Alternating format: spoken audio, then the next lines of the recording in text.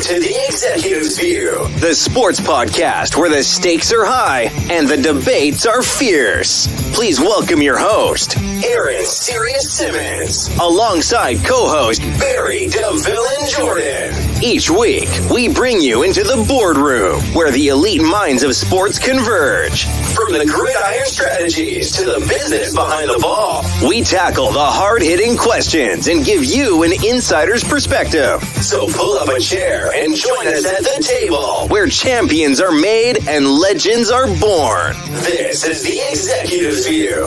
Let's get down to business.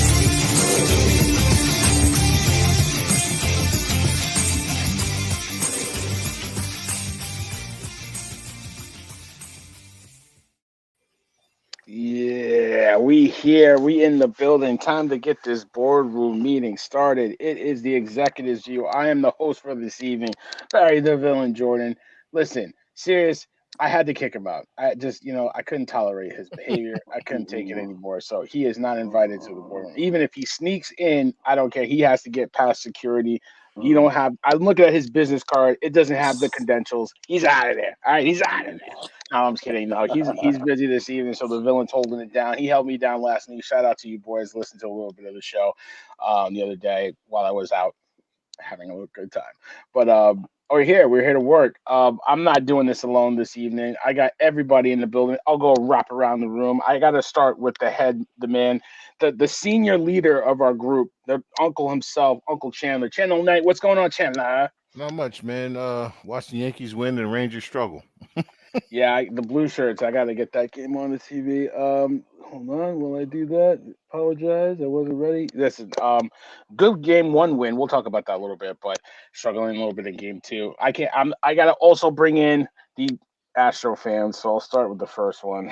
Black Zach Morris, Preppy himself, Mr. Zach Morris. Steve Lazar, what up, Steve? I mean, I don't know what you're talking about. As a lifelong San Diego Padres fan, as I had my hat on there. Lifelong. I mean, we made a big trade earlier in the week. Everything's great.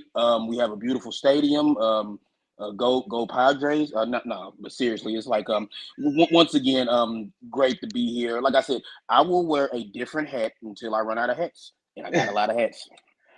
You're looking like a fake Tony Gwynn. I can't mess with this boy tonight, man. But no, listen, that's the classic right there. Tony Gwynn was my favorite player. Growing up. I got a picture of him right here on my wall. If you ever come to my house, you will see a picture of Tony Gwynn. That was one of my favorite baseball players growing up. And the kid, obviously. Everybody loved the kid. The real kid, Ken Griffey. Shout out to Ken Griffey. And I got LJ in the building. Larry, what up, Larry? Yo, what's the deal? Yo, hey, look, it's rough times right now for us Astros fans, man. I don't want to go to my second favorite team just yet. I'm gonna stick with my Astros for now. If you notice, I'm over here sipping on my Astros Kool-Aid today. It's a tough pill to swallow right now, but I'm gonna ride it out for right now. What do they do that? My second favorite team. Where do they do that? I don't do that. Like I don't have a second favorite team. I've always no, me either. I mean, I adopt the Mets because that was my dad's team. Mm-hmm. I grew up a Met fan, and then I rebelled against my dad when I in 89, 90. So I get that. I love the Astros, but when I was coming up, man, I was a big Braves fan. I love Glavine, Maddox, the whole everything. So Braves is that spits right in the face of being an Astros fan. It's like how you gonna be? This guy, like it's like I grew up a Detroit Red Wings fan because I had family in Detroit. So when I started liking hockey, I naturally started rooting for the Red Wings. The Avalanche are playing tonight. I don't like nothing involved with the Colorado Avalanche ever at all in any way, shape, or form. So it's like they'd be like, oh yeah, I love my Red Wings, but man, the Avalanche, man, I love them too. No, hey, it be like sometimes. So it's all good. Yeah. Mm-hmm. I know. So I mean, listen, that game's going on now. Game one, Rangers and Canes. The Rangers really pretty much dominated. I would say the first 2.5 periods. what's my man's name? Zabrubinov. I think I can't say his name properly. He almost had a hat trick. Zibanejad. Zibanejad. Yeah, he almost had the hat trick and then dropped the puck behind Chandler. Who does that? Like he had a wide open one against the goalie. It was crazy. But then the Rangers almost lost that game. They almost blew it late. Give the Canes credit. They made a furious comeback. I think they had a penalty to end the game. They were in the power play, and the Rangers killed it and got the 4-3 victory. Right now, the Rangers are into the second period down 3-2 to the Canes. So, Chandler, I mean, I know you're watching the game more than I've been watching it tonight because I've been doing a couple of things. But, I mean, what are you seeing so far in this Rangers-Canes series? A lot of sloppy play. That pass you were talking about, they're doing a lot of, let me make a stupid pass at the worst possible time. Right. They're losing 3-2 right now because somebody decided to make, and you football fans understand, they decided to make a blind pass over the middle. Guess what? It got intercepted and they got scored on. Okay. Right. You ain't got nothing about hockey. There's no blind pass over the middle. Never worked in any sport. Right. But it's sloppy play. It's a lot of let me make the fancy play rather than the simple play. Right. Got scored on the last seconds of the first period. They got scored on the last minute of the second period. Or poor play, poor turnover. So they can win this series 4-0, but it's probably going to go 6 because there's a lot of sloppy play. A lot of sloppy play. Yeah, I mean, I didn't see them in round one really play sloppy. I think that was probably the first series I could remember in quite a while that the Rangers dominated. Like it was.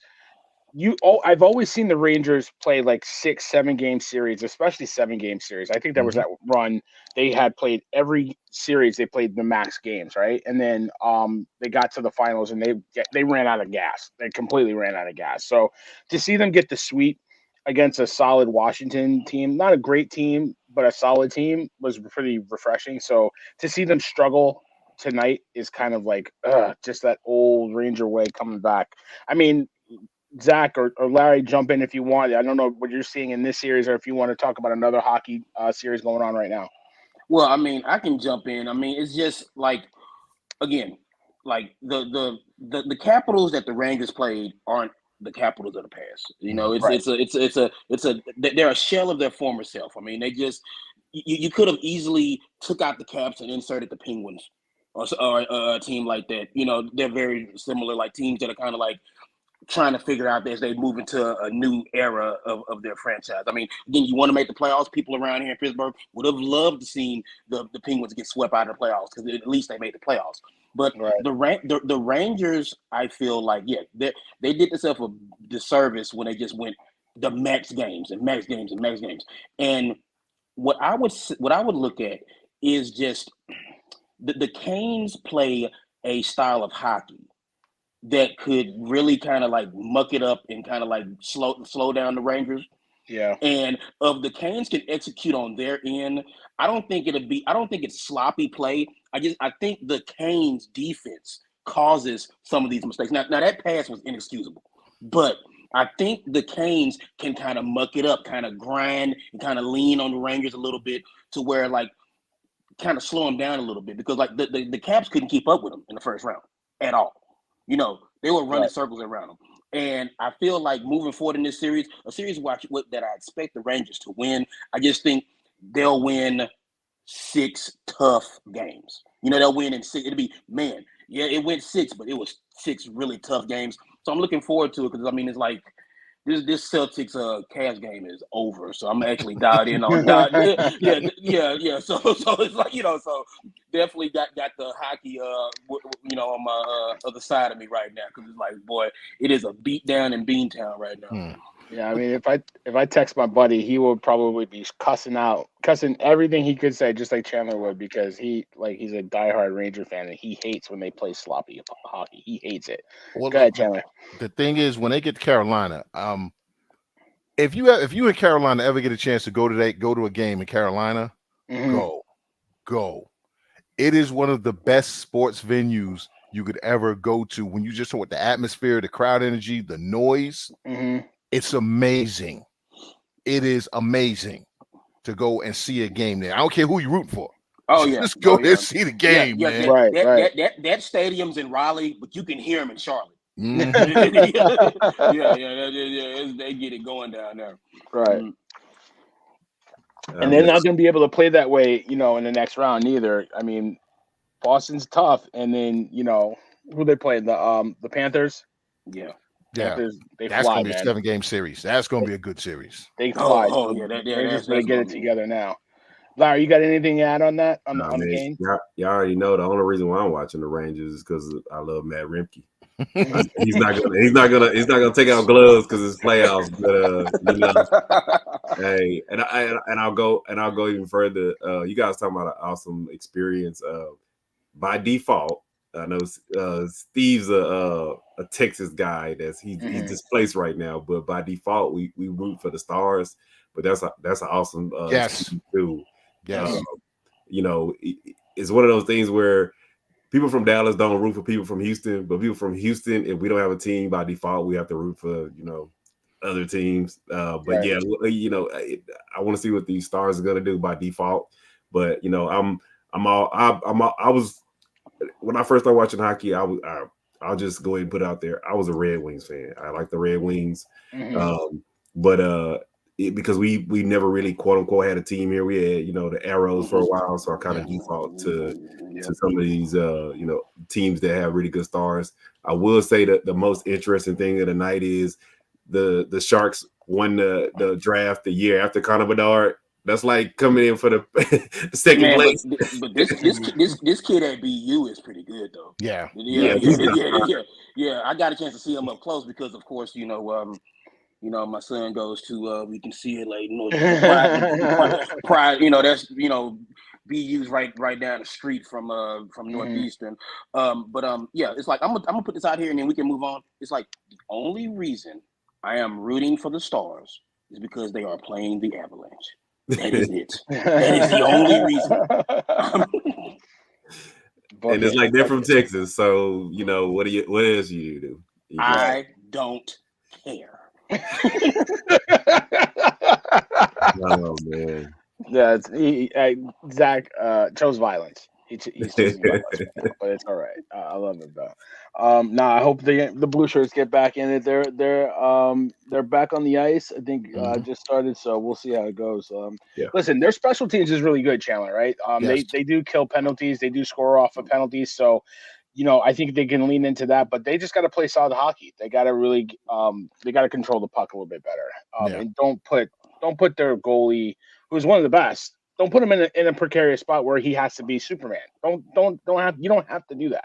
You can play better hockey than that. So so we'll see how it goes. I'm obviously I'm rooting for the Blue Shirts. Listen, I don't watch them during the season. When the playoffs start and they're in the playoffs, I'm intense. I freaking love it. I love playoff hockey. I love watching the Rangers in the playoffs. I understand most of the rules. I don't understand everything all the time, but I love it.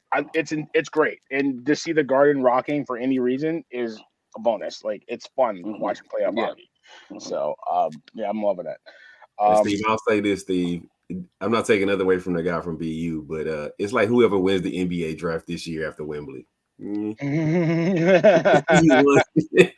Yeah, you're not wrong. Speaking of, we'll get to Wembley in a little bit, but I wanted to get to that story that came up earlier today. We were talking about it in our private chat.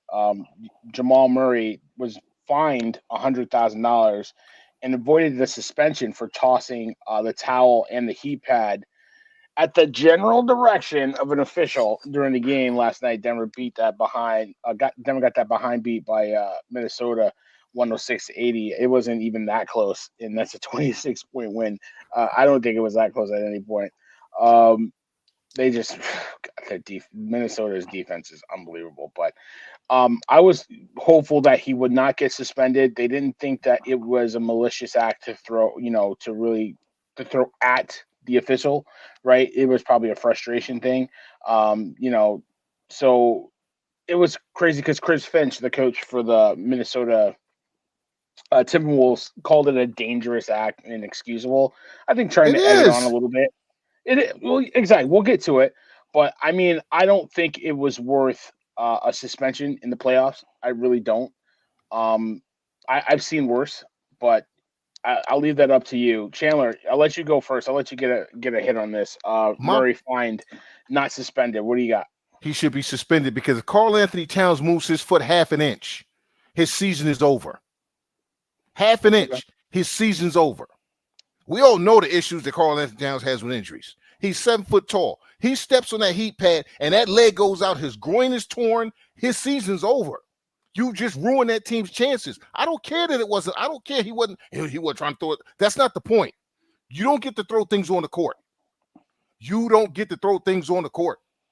So now if Towns got injured, then would they suspend him? That's my you can't have it both ways. Okay?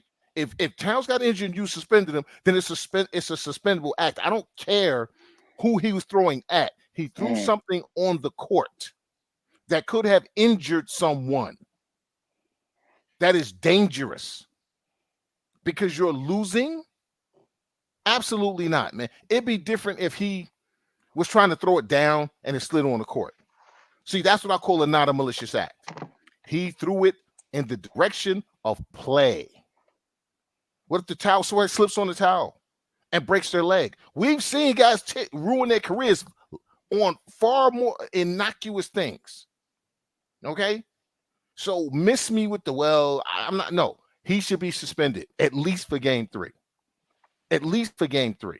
Regardless, it's like this, man. If you run a red light and you kill a kid, did you mean to kill a kid? No. You still ran a red light, though, didn't you? So whatever comes from that, comes from that. There's consequences for actions, a consequence for stupidity, as we'll probably talk about when we mention the name Rasheed Rice, but that's a whole other conversation. Okay? But there's consequences for stupidity, man. Or there should be. I get it. If it's something like there's certain things, I don't want nobody suspending the playoffs for. That with that heat pack, not the towel, the heat pack, he should be going for that. Right. I mean, yeah, okay. Listen, I understand your side. You're not wrong. You're not wrong at all. Larry, get on this real quick. What do you think about Jamal Murray fined $100K, not suspended for game 3? I hear what you're saying, man, but y'all heard me in the chat, man. I hate when players get suspended in the playoffs for games because it determines the games. I'm from, like I said, I'm from that old school where they used to fight in the playoffs and there was no suspensions. Hey, you might have a broken nose tomorrow, but you coming back to play me the next day. Like, I don't want to see guys get suspended and now it determines the outcome of the series. And we all saw what happened with Draymond. Nobody ever gets suspended for a game in the finals, and Draymond gets suspended in the finals. They could have, and I'm all for it. Suspend them a game, cost them a game check, but not in the playoffs. You cost them a first game of next season or something like that, but not in the playoffs. And I kind of lean on the side of the letter of the law. The letter of the law was he would have been issued a tech. If you're gonna issue a tech, and Chandler, I get it. If you don't mean to do it and you do it, it's like I'll just go out there. It's a big difference between murder and attempted murder. It's a big difference. I mean, you may have committed the same act, but one did not go that far as it just went. And by the letter of the law, he would have been given a tech. So now that he's gotten a suspension, I mean, we know it's a slap on the wrist. What's $100,000 to somebody who's making $40 million a year? But all suspensions are like that. All suspensions are a slap on the wrist. Even if it costs them a game check, like what's a $30,000, $40,000 game check to somebody making $50 million a year? Nothing. It's nothing. So I don't want to, because he's already injured, So it's one of those things where he's contributing as much as he can. So even if you don't suspend him, he's already hobbled. What more can you do? I mean, hey, he's from Canada. He might have been listening to that K-Dot, the song. He might have been listening to the wrong track that morning. Hey, go there. But, he's from Canada, man. He might be feeling a certain kind of way right now. Yeah, exactly. So I'm gonna give him a pass on this one. If he does anything even more in the series, then yeah, we'll see where that goes. But I'm okay with it. Kung Fu Kenny. Coming for him. No, listen, I hear you too, man. It's tough, man. I agree with you in the standpoint. I don't like seeing people getting fined in the playoffs. You saw what happened years ago with Draymond Green. It totally changed the dynamic of that series, and I hate that. I really do hate that. But Chandler has a point. Like third degree and first degree are two different things, but you did something went wrong. You got to pay the piper. So in this case, he's got to pay $100K, like chump change. So it fell out of his pocket the other day. Preppy, what do you got for me? What do you got on Murray getting fined $100K, not being suspended for Game 3? Yeah, first off, I think 3 of the 4 of us know that it's a tie game in the Garden right now. Not me. Because I would have been going crazy. Yeah, exactly. That's what I'm saying. I think 3 of the 4 of us know there's a tie game in the Garden right now. But to go to like Jamal Murray, when I got the sleeper notification, we called it a temper tantrum. And that's exactly that's what it was. He had a temper tantrum and threw stuff like my 6-year-old daughter does when she gets upset. You know, it's like, I'm mad. I don't like this. I don't like the way this is going. So, throw it. And again, I'll just repeat what you guys said. I don't like to see guys get suspended in the playoffs. We saw it last year in the baseball playoffs where there's something that happened between the Rangers and the Astros. It's like the suspensions got served in the regular season next year. Abreu was able to still pitch for the rest of that series. So I mean, it's like, don't suspend anybody in the playoffs. But it's like, again, it's like we've been talking about like the law and stuff like that. It's like there's a difference between murder and manslaughter. So I mean, it's like what Jamal Murray did was and I know it's an extreme example, but it's manslaughter. It's not murder. It was manslaughter, but it's like it's one of those things where I think the bigger issue is why he felt that way. I think I feel like that's something that we need to talk about and we need to address. That is the thing. What was going on to make Jamal Murray throw a heating pad and a towel on the court? So it's just fine him. I don't think a suspension was deemed worthy. I think this was. I mean, I don't want to say it's not going to hurt him because the guy who makes millions of dollars, like it's just. It is what it is. They had to do something. They couldn't just say, "Oh, well, don't do it anymore." So they had to do something. But it's just like, again, this literally is the definition of a slap on the wrist. And I just think the Nuggets need to regain control of their emotions. Because one of the things that made them so good during that run last year was they were able to keep themselves in check, keep their emotions and stay, like cold-blooded and stay stone-faced. And it's like, this is what happens when you try to repeat. The pressure is on you. That 800-pound gorilla is on their chest, and they're trying to get it off. And now they're down 0-2 going on the road. So I can understand the frustration. You just can't do it. You can't throw nothing on the court. That's a bad look. Like I said, it was a temper tantrum. And moving forward, like I said, and we'll talk about it, it's like the Nuggets need to really figure something out with just how they're going to play defense. Hey, but Steve, see, you brought that up, and Barry, you remember a couple of years ago, we were talking about maybe Mike Malone isn't the coach to get them there. Remember that? Yeah. Because this is what his teams used to do. Yeah, they would have meltdowns at the worst possible time. Yeah. His teams were emotionally fragile, and he was emotionally fragile because he would have you like, Malone, what are you doing, bro? What are you getting technical right here now for? What are you doing? Right. And this looks like it's like they had that one good year where everybody looked like they grew up, right? But then they got the senior year, they were freshman, sophomore, they were clowns or class clowns, right? Then junior year, they got A's, they looked like they had matured, and then senior year, they right back to being class clowns. That's what it looks like to me, man. Yeah. Like I said, and that's the thing that I think kind of got the Nuggets through the playoffs last year. Is like when things got intense, when things got high pressure, they remained cool. And it's like you said, it's like their old habits are starting to rear their ugly head again because it's like it's been easy for them. And now, for the first time in a couple of years, they got some real turmoil, and again, they're falling back into their old ways. It's funny. Well, you know why, Preppy? Because they got punched in the mouth. They ain't get punched in the mouth like that. Right in Like the mouth. the Lakers gave him a couple haymakers. Like the Lakers were up every game in that first round series, but they ain't get punched. They ain't punch him like the Timberwolves are punching him, because you see and Edwards, like, he ain't free. I ain't never scared.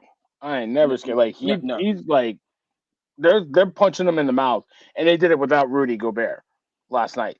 Yeah, you mentioned the defense, and then they did it without the defensive player of the year last year. Yeah, which makes me wonder how is he defensive player of the year? But we'll get to that. Sorry. But you know what the Nuggets look like to me, and I will say this: like I definitely love the fact that Malone, he got in that real face. Like he's standing up for his play. I'll take that for him. I'll take a coach like that all day. Yeah, but to use a boxing analogy, it looks like the Nuggets. I mean, of course, we all know that everybody's gonna come for the defending champion.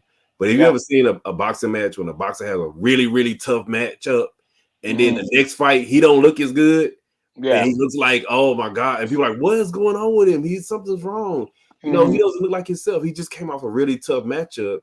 And I'm not taking nothing away from the Timberwolves, but the Suns were not as tough as the Lakers. And the Lakers, regardless of what you say, they have really big guys, and they that was a tough physical fought 5 games, and it looks like they're a little coming off of that hangover of I'm not only the defending champions, I'm taking everybody's best punch, and I'm coming off of another tough fought series, and that's what the Nuggets look like. Because think about it, you know, the Nuggets won that 4-1, but it took 2 buzzer beaters to do it. Right, they were down every game.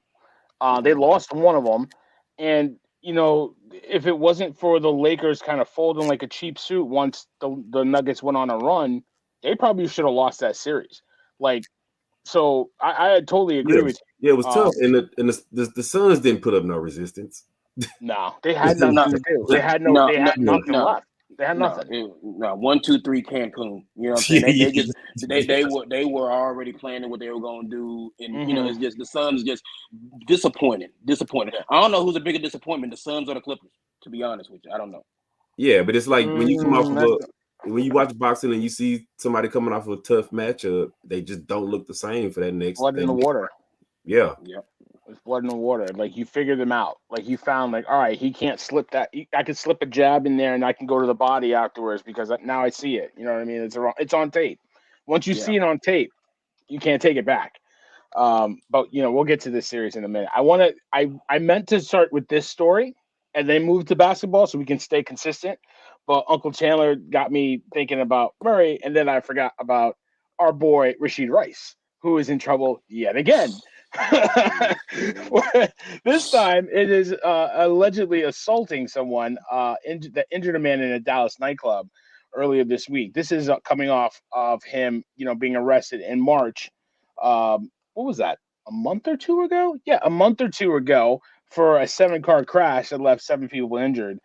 He was driving almost 120 miles an hour on the Dallas freeway. I've driven in Dallas. I've driven on their freeways. I would not be doing 120 miles on that damn freeway. So I don't know what's up with this guy. Preppy, I'll come to you first, man. Rashid Rice is a promising receiver for the Kansas City Chiefs. How long before this guy's released, to be honest with you? Yeah, I mean, not long at this rate. I mean, it's just like the Chiefs pride themselves as like, we're one of the good organizations. We do things the right way. We're family owned. We're family run. We do this. And then it's like, you know, we can't have anything tarnishing the image of the Chiefs, you know. And, you know, you think of Kareem Hunt, you know what I'm saying? He was there. He was doing what he was doing, out of there. It's just like Tyreek Hill. There was some rumblings about his things in his personal life, out of there. It's like, so Rashid Rice thinks he's like above, like, reproach, like the Chiefs won't get rid of him. I don't know what he's thinking. You know, Larry mentions about Texas, and of course is like, you know, he's from Dallas, and this is what Dallas people do. But seriously though, this is a young man who, again, he went to SMU. He's from Dallas. He's been in Dallas his whole life, and it's like, I hate when these guys don't take the opportunity to use this as a time to kind of branch out and get away. Man, stay in Kansas City over the summer. You go home, you get around these people who you think are your friends. It might, and again, that's not to say that like he's totally being like influenced by outside sources, but it's like when we all know this, when you home, when you're around your people, you're more comfortable, know. And I feel like if it was me, just stay in Kansas City for the summer. Do some of that. Stay, keep your mind right, because it's like, you know what? When you are back home in Dallas and you used to play for the Chiefs, then those parties you ain't gonna get invited to anymore. Them girls, they ain't gonna want to get in the car anymore. Them people hanging and bringing you stuff, they ain't gonna bring you stuff anymore. And I hate to see a young man as talented as him like put it in jeopardy. So it's like he needs to get it together. He needs to like figure out. He needs to tighten some things up in his circle and just personally. He needs to look in the mirror, because I'm sure the Chiefs are not happy with. It's like, it's one thing to do the 7-car pileup and then to do this, and it's like, look, we do cross analogies all the time. With this, his third strike, he might be out. Mm-hmm. I mean, he might not get the 3. I don't understand. Get the third strike. Mm-hmm. I mean, this is like in as many months. The second incident in as many months. Like at this point, I'm just counting the days until he's released. I really am, and it's a shame because he's a talented receiver, but you got to get your stuff together. And I use stuff as a cover for another word. Like, you going home is part of the problem. Like, exactly. Home is where the trouble is. Like, because all these hanger-ons and all these people gassing you up, trying to get their piece of the pie. Like, we all saw Ballers on HBO. It ain't too far from the truth. Like, that's where you get into trouble. Larry, talk to me about Rashee Rice. This, oh my God, it's alleged assault at a nightclub. What are you doing in a nightclub? I mean, and this is after him, recklessly driving and injuring 7 people. I think he still report for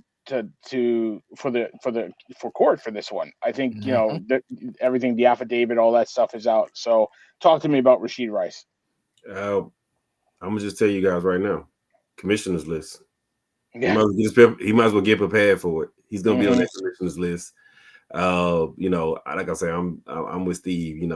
Sometimes people from Dallas, they don't like to leave Dallas when they get into Dallas things. Y'all have heard me say it before. I blame the parents. Like, where's the parents that's stepping in, or the adopted parents to say, hey, you need to stop hanging out with these guys. Right. Hey, y'all need to stop getting him in trouble. Hey, you know what? Your contract's not guaranteed in the NFL. Right. You know what? This $3 million that he had in the bank is actually really like 1.2. And if you pay these lawsuits, it's probably gonna be like $100,000. Yeah. So sure. I hate to go there. I'm gonna quote Chris Rock. People go broke on a drug habit. So you can definitely go broke on some foolish recklessness. That you shouldn't even be involved in. He shouldn't even. It's the off season. Have your fun, but don't do it to where it's potentially costing your career. And I can tell you guys right now, the Chiefs, like you said, they had to do the Kareem Hunt incident. They've had other issues going on over there. Tyreek Hill. We're not going to go into Tyreek Hill stuff, but if you notice, dude, they have the issue with Tooney. Yeah, Tooney's another. He's probably if they could cut him right now, he's probably out of there. Yeah. But this is the main thing that really, when I saw the thing about the photographer that he punched or something like that, this is where I say somebody should be stepping in. Dude, they drafted Xavier Worthy. They got Christian. His name Christian Watson. Is it Christian Watson they drafted too? He was starting to come on a little bit at the end of the season too. Yeah. They just drafted Xavier Worthy. You know what that means? You're expendable now. Yeah. So you really should have been cleaning up your act. You know what I'm saying? So like it's sad because you see these guys and you're at the point where you're ruining your career. Y'all know me. You see him in the back. I'm a 49ers fan. What's the guy from Alabama? Foster? He's playing in the UFL right now. And he's not even that old. He's 28. Right. trying to make his way back from making bad decisions. And I think that somebody really needs to take that guy to the side and say, hey, look, dude, you're running a golden opportunity. You're playing with the best quarterback in the league, the best coach in the league. You just won a championship. Somebody really needs to take him aside. But this season is going to be like that season. It's a wash. He's probably not going to play. If he do play, it's going to maybe be 2 games at the end of the season if he don't get the full season. But this season is going to have to be one of those ones where he's going to shape up, or he's going to be, I don't know, playing for the Roughnecks, I guess. I don't know. He gonna be in the USL. He's gonna play for the Renegades. Yeah, since he like being in Dallas so much, since he like being home, he play for the Renegades. Yeah, he'll be right at home. It's so funny because I was listening to one of the many diss tracks that Kung Fu Kendrick Lamar had, and he had a line in there. I'm sorry if I'm presuming, or sorry if I'm boring. I prefer peace. It's okay to be boring. Yeah. It's okay to just stay home and not go to the club. I know you're young and you want to go out, you want to have fun, but when you're at this level at the NFL, there's certain things you got to sacrifice. And that's one of them. You just can't be in the same situation that I could see myself in. Well, no, I can't go to the club. My wife would kill me. But you know what I'm saying, right? Yeah. I could go out. You know what I mean? I could do that kind of thing because I'm not held to over $1 million contract playing for the defending Super Bowl champion, and you're just throwing that away for what? Hey, Barry, I go even further. Roger Goodell, he already said after the Kamara incident last year, he wasn't tolerating that. He was not going to tolerate. And the only reason why Kamara didn't get a whole year because he's Alvin Kamara. Yeah, that's the only reason why he didn't get no whole year. Yeah, you're just Rashid Rice. Chandler, talk to me. I know you're watching the Ranger game. They had a golden opportunity at the net on that power play. I just said their special teams are special. And I literally just was thinking that as I'm watching them, just their power play was not great. You know, they almost gave up a short-handed goal. Yeah, no. You know what? As someone who has made a lot of poor choices, as someone who cost himself his career as an engineer with his poor choices, there's a cycle you get into of poor choices. Ain't nothing nobody can tell you. Right. You have Jesus come down and say, dude, seriously? And you're like, what? You're like, what? I don't see what the problem is. Like, did you really think that was a good idea? Yeah, what's wrong with it? Did you not see what happened? Yeah, but see, you don't understand. What? And he's not willing to be accountable to himself right now. Right. So he's not going to listen to nobody. I don't care if mama, daddy, everybody in this. There are people who care about him who are telling him exactly what Larry said. And he's looking at them and saying, what? What are you talking about? I ain't do nothing. I was just there. The dude shouldn't have said. He's in that cycle of poor choices. Right. And it sucks because we see too many people go there. We see too many people go there. People we know, family members, whoever. And ain't nothing you can do. Right. There's nothing anybody can do for him right now. Until he decides that he wants to get better, ain't nothing nobody can do for him. Right. And that's the worst part of it. Because I agree with you. I guarantee you somebody in his life is saying to him, dude, what are you doing? If nobody else has said, his agent has, because you costing your agent money. Right. Right? So you know the agent done said something. Like, bruh, you mess with my pockets now. Right? You mess with my pockets now. Yep. Okay. You might cost me other clients. But there's a reason he was at SMU. As talented as he is a receiver, why wasn't he at a bigger school? Right. There's a reason he was at SMU. Exactly. There's a reason. We might not have heard about it, but there was a reason. And now we're seeing it. It sucks, man. And I mean, we make jokes like, yeah, he hates making money, hates being in the NFL. But the fact of the matter is right now, that's a fact. Right. And he don't even see it. He's the only one who doesn't see it. And my hope is that he gets it together at his next stop. Right. That's the hope. Because, listen, Kansas City is still coming off, and I forget his name. the young man who killed himself in the parking lot. Belcher. Yeah. Thank you. Belcher. Derek Thomas. How did Derek Thomas die? In the car. Remember? Right. All right. Car Kansas wreck, City yeah. has a history of they haven't forgotten his history. That's why they started getting rid of guys instantly. Issue, you gotta go. You gotta go. Right. Rashee Rice will not be a Kansas City Chief by the end of next season. He won't be a Kansas City Chief. And then he'll deal with the suspension. Okay. Because he could be on the exempt list, but a court case takes a year, about a year, right? Even if they dumb all of the court stuff down and he just has to do civil, the minute he agrees to pay the civil liabilities, now you're suspendable because you just admitted guilt. You're suspendable now. So, yeah, commissioner's list this season, suspended next season. That's 2 years. That's 2 years, bro, that you might play 3 games. I hope it's worth it because I don't see him on the field this year. I don't see him on the field in the next 2 years, bro. Yeah, there's no way he's playing this year. Not the first strike, maybe, and that was pushing it. This year, absolutely not. The first thing was going to get him about 6 to 8 games. This second thing, he's probably done for the season. Probably 8 games. I would say minimum 8 games. Yeah. We wasn't going to see him on the field until at least October, and now it's like, you're going to have plenty of time to be home. Enjoy it. Right. So I hope you like home. Mm-hmm. No place like home. I hope he don't end up on the Cowboys because Jerry get him out of everything. Jerry cleared all up. Love a fast receiver over there, but it's one of them things that you guys, like I said, I'm just gonna tell you how Texas is. They have a saying, "Don't mess with Texas, don't mess with Dallas," because them cops don't play, and he's on their radar now. So he really needs to get out of Dallas. He really needs to look in the mirror and say to himself, what am I going to do with my career? Do I want to, make the money where, because everybody knows NFL contracts aren't guaranteed. That's why they get cut so easily. Mm-hmm.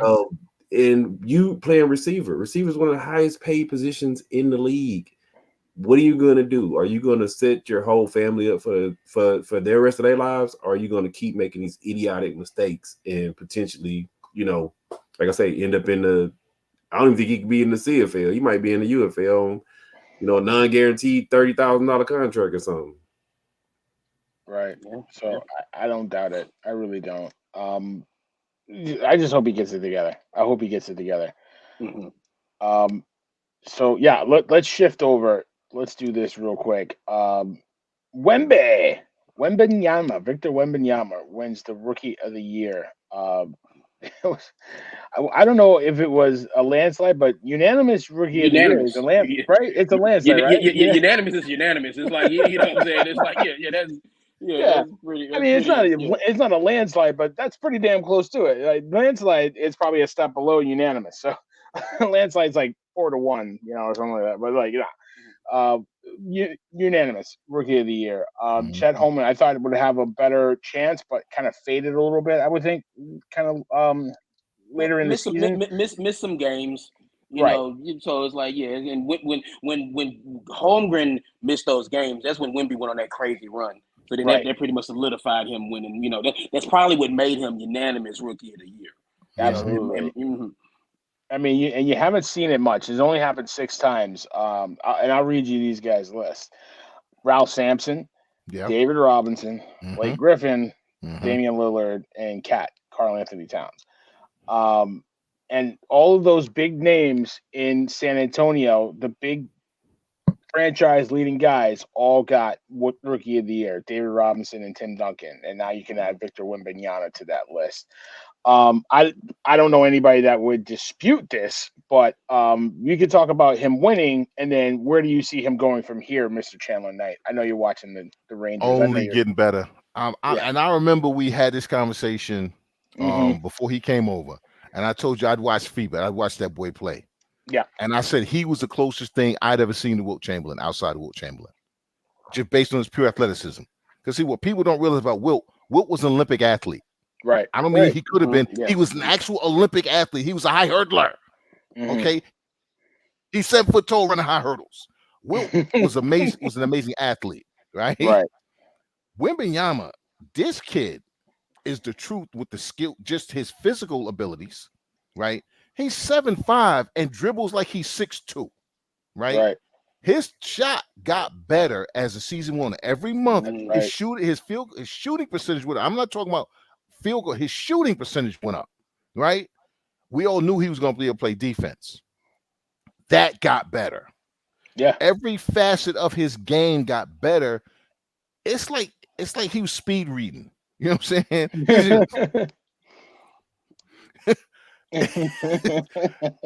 It's to watch him from day one to the end of the season. You were looking at 3 different players, not 3 different players. He went from this guy, like, dude, you need to put some weight on to, hey, you might be pretty good to damn, dude. What the hell? How did you do that? Mm-hmm. Listen, and his attitude is the right attitude. He wants to be great. And he already said, I got no distractions off the court. I ain't worried about that stuff. He said, because I know who I am. I know what I have to do to fill the holes inside me. And I know that nothing from the outside, this is his words, not mine. Mm-hmm. I know nothing from the outside can fill any needs I have inside. So as long as I work on me, I'll be fine. You know how mature that is, bro? I didn't learn that until I was 45. You know what I'm saying? This kid's already got it in his 20s. Right. Listen, this kid is gonna be special. Now, what the Spurs do around him, that's a whole other conversation. That's gonna be honestly, I don't really trust Pop and them to really put what they need to put around him, because only certain people can play for Pop. But this kid's gonna be special. It's the skies. The skies is space is the limit for him. The hell with the sky. Space is the limit for this kid. right. And you're right. How they going to build around him? Because, Charles Barkley would say, ain't no women in San Antonio, so ain't nobody coming to San Antonio. You're going to have to draft right. You might get a free agent here and there, but ain't going to be a big ticketed free agent. So nobody's chasing San Antonio. So it's going to be interesting how they build around him. But, yeah, you're absolutely right. Like, as the season progressed, he got better. And he deserved it. Absolutely. Larry, I'll come to you. What do you think about Wemby getting the Rookie Player of the Year? Unanimous rookie. Oh man, I love it, man. And I'm like Chandler, man. That dude, they asked him how do you think your season went? He was like, I could have did better. I could have did better. Like what? Like, dude, you just like set like every record you could think about for like rookies, and you're like, I could have did better. Like the most disheartening thing to me about him winning Rookie of the Year, he should have won Defensive Player of the Year too. That was the most disheartening thing about it. This dude literally he's had more blocks this season than like 85% of the league's career in one season. One season. And if you watch like the games, he's frail. So of course he was getting pushed around a little bit, and he said he's not putting on weight. He's gonna play how he's playing. He's gonna naturally mature. He's gonna get naturally stronger. And if you notice the season, his rebounding went up. This guy has made blocks that everybody knows. When you're looking at Defensive Player of the Year, you're looking at rebounding, blocks. Of course, you'll look at like how many charges they take now, stuff like that. But wasn't nobody in the league putting up more rebounds and blocks than Wemby. Aaron's not here right now, but Aaron lost the fantasy championship to me, and I had Wemby on my team because Wemby was literally filling the stat box up every single night. And it's not too often you see rookies come in and they can literally stuff the box. Like, that's what we mentioned earlier. It's like Wemby came out this year. Who comes out next year? Who knows? Who knows going to be the number one pick next year? Who cares? You ain't get Wemby, so nobody cares. So it's going to be interesting to see what they do with him. The sad part is, it's hard to get players to want to come to Houston. It's hard to get players to want to come to Dallas unless it's via trade or something. And it's gonna be hard. I don't think San Antonio would mind spending the money. It's just getting these new age players to want to go and play with him. Now, there's a few that's saying, oh my God, I would love to play with him. Right. But I think that my biggest issue would be is, we know how these off the court recruiting goes, and somebody kind of says, "Oh, we would love to play with Wembley, but just not in San Antonio." Right. It's kind of like that Zion. Ever since Zion came in the league, it's like, oh no, he wants to be on the Knicks. He wants to be on the East Coast. And aside from the weight issues, it's like if I was the Pelicans, I would be like, we're getting tired of hearing these rumors that everybody wants to play with him, but they want to play with him in their market. Right. And that will be the most egregious thing, because he's actually getting better. Pop's coaching him hard. He don't agree with all the time, but Pop is making a big influence on that guy. And that's why he stuck around, because he knew he was going to get this kid, right? So that's why he stuck around. He should probably retired a couple of years ago, but like, no, I believe I can hang with y'all for a little while. I believe I can hang with y'all. Morte, what it is, like, he hang out with him. But probably talk to me about Wemby, and then I want to double click on what Larry said, because he brought up an interesting point. Why does nobody want to go to Houston, or why does nobody want to go to Texas to play basketball? I mean, no state income tax. What are we talking about? I mean, okay, so I'll break this down like this. Okay, so I mean, Dallas will get guys to sign. The Rockets will get guys to sign. I mean, at the time it was a big coup, but I mean they got Dwight Howard to sign. I mean, then you trade for James Harden. James Harden was there, and I know James Harden isn't looked at in a positive light amongst Rockets fans for the most part. But I mean, what he did during his time in the Rockets, it was good, and I thanks James for that. But I mean, Houston can get guys there. Dallas will get guys there. Mm-hmm. Man, I love Houston. It is my hometown. Mm-hmm. I give Dallas a lot of crap, and a lot of it deserved, but most of it not. Dallas is not a bad place to live. San Antonio, nobody wants to live in San Antonio. Okay.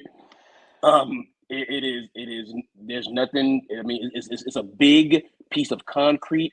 There's some water down there. That's surrounded by a bunch of concrete and overpriced restaurants. There's a Ripley, believe it or not, what's left of the Alamo. There's an okay mall downtown. San Antonio is a military town, so there's a lot of transients that lived. A lot of people who are from other places live in San Antonio. A lot of people don't know that San Antonio is a big military town, and it's just, I don't know. It's just the Spurs have drafted well, and they have put together these teams, because this isn't their first time saying, okay, we have this generational talent. Let's build around them. Let's draft. I mean, look, again, you get Tim Duncan. We all know what happened with Tim Duncan. It's like he falls in the Spurs' lap, and did he fall in their lap? Did he? It was a fix. The fix was in. Well, I mean, look. I'm a Rockets fan. Don't get me started on how I think this whole thing was. So I don't want to talk about. I mean, it was fixed, Steve. It was fixed. It was fixed. It's been fixed. Do you have do y'all have 2 more hours? Because I can do another hour and a half. But anyway, they don't even show it on TV anymore. That's how you know it's fixed. But and then when so it's like, don't get me. It's like, let's not talk about that. You know what I'm saying? It's like, it's like we're Rockets fans and Knicks fans. So let's not talk about the lottery stuff, stuff like that. But the kid's amazing. It's like, now I will say this, and then I mean I teased it earlier on Facebook and I whatever like that. I'm going to say something, since we're talking about Wembley. It is like, Anthony Edwards is the only player I think I would take over Wemby right now. And that's just because I like a perimeter guy. I like Anthony Edwards. I like his attitude. I like his heart. I like what he does, stuff like that. Anthony Edwards is a superstar. So is Wembanyama. There's no need for you to post the score of the Yankees and Astros game while I'm trying to talk about it. So that's another thing. So I know what you're talking about. Oh, I'm sorry. Oh, sorry. Look. Sirius is not here to run the board and stuff like that. So I understand that, like, you're trying to run the show and stuff like that and everything, But no, but like I said, other than Anthony Edwards, Wemby, he's box office, man. It's like again, he plays for the Spurs, a team that I cannot stand. But it's like, again, we talked earlier before the show about like how you gotta if you're a fan of a sport, if you love this, you gotta kind of push stuff to the side. Wemby's awesome. I mean, I saw it. I was staying up watching these games when he was over in France, stuff like that, and I was like, this kid's the real deal. It's like sometimes you have this draft hype. I think we all remember Ricky Rubio. Mm-hmm. They thought Ricky Rubio was going to be the second coming, and then he came over, and it was like, what? It wasn't it. He wasn't what people thought he was going to be. It wasn't hidden right. But I was like, man, it's something different about this French kid. And I remember before the draft, he did an interview with Robin Roberts on Good Morning America, and I'm just watching him and just how he's talking and stuff like that. And I was like, man, this kid got his head on straight. And he's going to be in an organization with the Spurs where they got all their heads on straight, where Pop is going to yell and scream at him. And it's like, look, he didn't like that at first because he had never had anybody yell at him before, because it was just like, Victor, you're great. You're amazing. And Pop was like, I don't care about that. I got 5 rings. I coached 2 of the greatest players of all time. You should aspire to be as good as David Robinson and Tim Duncan were. Mm-hmm. So you can't come in here and you like, I know. You're trying to find out, and I'm going to, and if you listen, I will teach you how to do this. And it's like, and he has soaked up all that knowledge and all that game from Pop. And again, we talk about like from game 1 to game 82 to see how he improved throughout the year. Larry touched on it. He should have won Defensive Player of the Year, and that's not going to go back. But it's like, you know what? Wemby's going to end. Wemby's going to end up winning 3-4 of these things. You know what I'm saying? So it's like, but it's like that. That's for future, and it's just like the kid's amazing. I love watching him. It's like there's a term, paycheck player. I would spend my whole paycheck to get some good seats to watch Wemby play, because I think that kid's that good. Larry. No, Larry. I missed the show because I was at the Wembley game. Mm-hmm. So it's like, I mean, and I'm so excited to see where he takes this, because it's like, he's gonna work his ass off. He's not accepting like, I mean, the Spurs won the same amount of games this year they won last year, which is like crazy to me. So he's not gonna fly for that. He's like, okay, whatever, and it's just like, this, like Chandler said, this kid's gonna get better. Yeah. Hey, Steve, you know what I'm gonna say, man? So we all know how the NBA schedule breaks down. If you're in your division, you got to play each other like 6 times a season. Mm-hmm. You got this emerging Rockets team. Jalen Green was amazing down the stretch. Yeah, he was. You got Wembley, and you got this Thunder team all in the same division, and they're all like 23, 21. Yeah.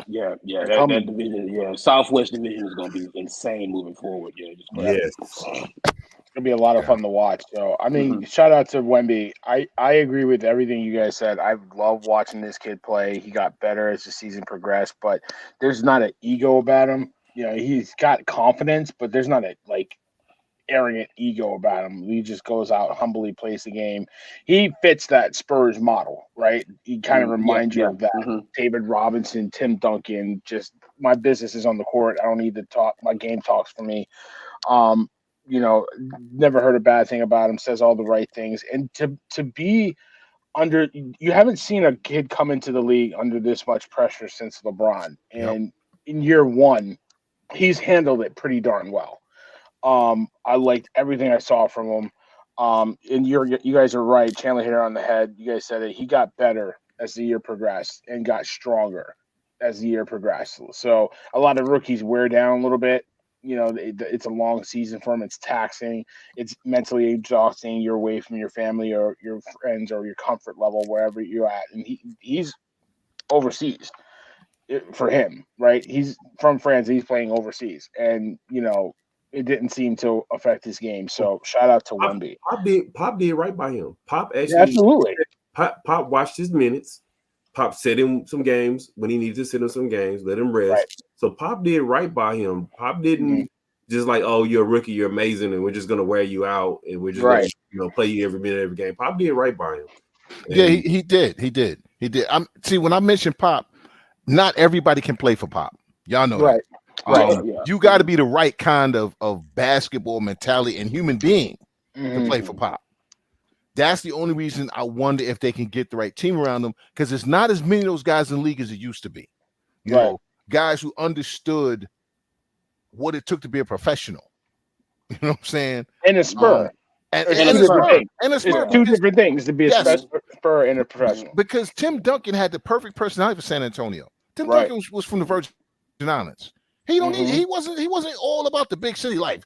He was about, listen, man, I just want to relax, chill out under the tree, eat some fruit, and play some ball. You know, and take your heart out. Robinson, Naval Academy. Okay, military, he knew how to conduct himself.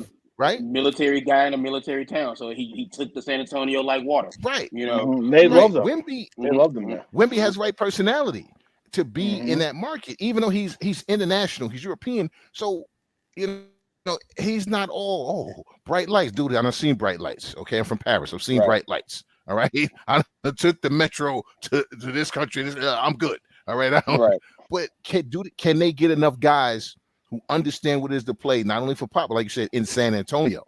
Can they get enough guys around him? That's what I wonder, because a lot of these AAU kids, man, they want flash and dash and trash. You know? Yeah, we don't have Bruce Bowens anymore. You know what I'm saying? Right.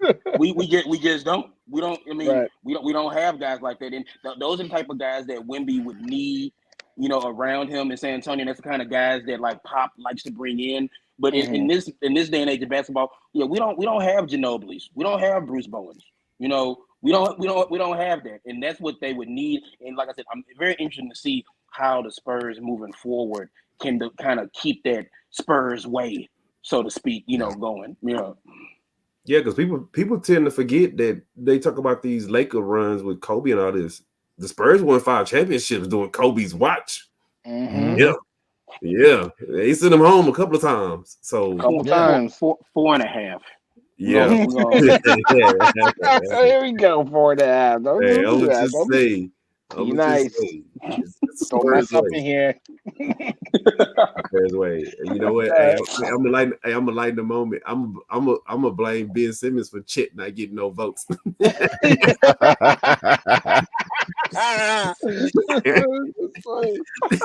my God! You ain't no rookie. You're just second year in the league, man. Blame Ben Simmons. It would be the dude that's sitting in the back waiting to go to a gala in a freaking Space Odyssey 2000 outfit, talking junk about somebody else. Hey man, listen, he looked good though. Says who? Look, listen, that was the theme for the gala. That was the theme for the gala. He was on theme. Unlike some other people, he was on theme for the Met Gala. And I mean, it's like, I thought he had that shit on. I'm sorry. I mean, like, I mean, it was great. And it's like, I mean, he had that clock that, I mean, Flavor Flav with love. You know, it was just the whole thing. I mean, whatever. It's like me and Chandler would talk Met Gala off air. Y'all can talk about that gala in the chat, because that's not my life. I don't live like that. I don't know about no galas. My grandfather was blind for most of my life, and he used to say, "I see as a blind man." You know what I mean? Like I said the blind man as I walk down the street on my Mary. I don't see it. So he needed a couple of guys to bring him in on that time machine throne. You know, exactly. Yeah, that's all he was. That actually would have worked though. That man could not care less about basketball. Exactly, everything but basketball. Like he probably sat down in front of the TV. Let me pull out my Bill and Ted's VHS tape to see what I need to wear. To the gala, but like, hey man, you want to practice some basketball? I blame the team that drafted him. Listen, he went to LSU, B. He could have gone to any college. He went to LSU, and I remember telling people that's all you need to know about him. All you need to know that he chose LSU. Yeah. You knew what time it was when he said UConn, nope. Carolina, nope. Kentucky, nope. You know what? I'm gonna go to basketball hotbed, Baton Rouge, Louisiana. Unbothered. What is this basketball you speak of? I don't do that. I just collect the checks. Listen, he just wanted to get paid, like he got paid at LSU. He said, "Hey, there's more where this came from." Okay, it's like that's like going in and telling your boss, "I ain't here to work. I ain't coming here to work." But if they keep giving you the checks after you tell them, what are you supposed to do? You gotta cash the check. You gotta cash the check. He got the cheat code. He was like, man, y'all, do y'all know y'all don't even have to play? And they'll still pay y'all? You don't even gotta play. Yeah. They'll still give you money. My neck, my back, my neck and my back. I won 150,000. Listen, look, I'm gonna tell you how this. Ben Simmons is that one guy at work. You know, he has like basketball player in his title, but nobody knows what he does. He don't do that. What is it you do here? I play on the court. I shoot the basketball. Listen, why you think Pat Riley's so mad? Because Jimmy Butler biting off that Ben Simmons note, but Jimmy Butler like, I don't feel like playing it. I think my knee hurts. I'll show up in the playoffs. But you're rubbing your ankle. No, I said my ankle. It's spreading from my ankle to my knee. It's like nah. Ben Simmons. You know what Ben Simmons remind me of? Ben Simmons remind me of Martin when they was losing to them girls, and he started talking about my leg. My leg. Hey. Tommy, I think you feel that in your neck. Yeah, my neck do hurt. Oh no. Oh my God, Ben Simmons. He probably couldn't play in that game either. Yeah, people still hate him because he got Rookie of the Year and he wasn't technically a rookie. So Chet, they were like, no, man, you're not a rookie. Your second year. And then we just saw Ben too. No, we're not giving you no votes. God, that guy. I can't with that guy. I've never seen anybody make more highlights and Instagram posts for everything but your damn job. Like, no, you know what? And this is, so I know we're getting off topic. This is the most egregious thing. And it lets you know the state of the NBA players right now. Ben Simmons, you literally posted a video at the rec shooting jumpers. And then the next day he's like, oh, I'm having mental issues and I can't play basketball because I'm having mental. Me and Ben Simmons would have met in the parking lot. And I would have been like, bro, you're going to shoot some hoops today. I don't care what you do. Know what?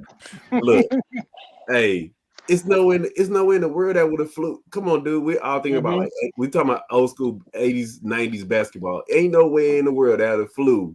If you on my team telling me you can't play, you going through all this stuff, you having mental issues in basketball, and I don't play around with mental issues. No, but it makes it look like you're crying wolf when you're saying I'm having basketball issues, and then you're shooting jumpers left and right in the rec with some guys who probably playing pickup with you. Oh my God. I mean, but Dennis Rodman went AWOL during the NBA Finals. The NBA Finals. But then when he came back, he grabbed 22 rebounds and had a couple steals and a couple blocks. And it's like, but Ben Simmons don't even do that. It's not like the last image of Ben Simmons being under the basket in a playoff game and passing the ball. That image is burned in my brain. Okay, it's just here's the piece though. He passed to somebody who missed the shot. Number one. Okay. Number two, I don't want to hear nothing from Joel Embiid because if Joel Embiid had a decent game, they wouldn't have been in that position. Right. So see this. Listen, at the end of the day, nobody told them to give him that money. Right. They knew who he was, and they chose to do it anyway. And then everybody's like, I can't believe he's taking this money. Nobody told Daryl Morey. Nobody told him to offer him that damn extension. Nobody told him to do that. You already knew who he was. You're paying these dudes before they prove who they are.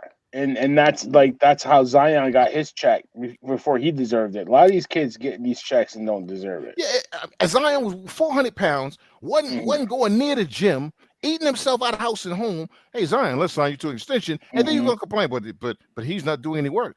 Well, he wasn't doing no damn work before you gave him the extension. Dude, you thought I was going to make him work harder? Yeah, like Zion sitting there looking like Jabba the Hutt in his palace, eating those squids out of the bowl. Hey, yeah.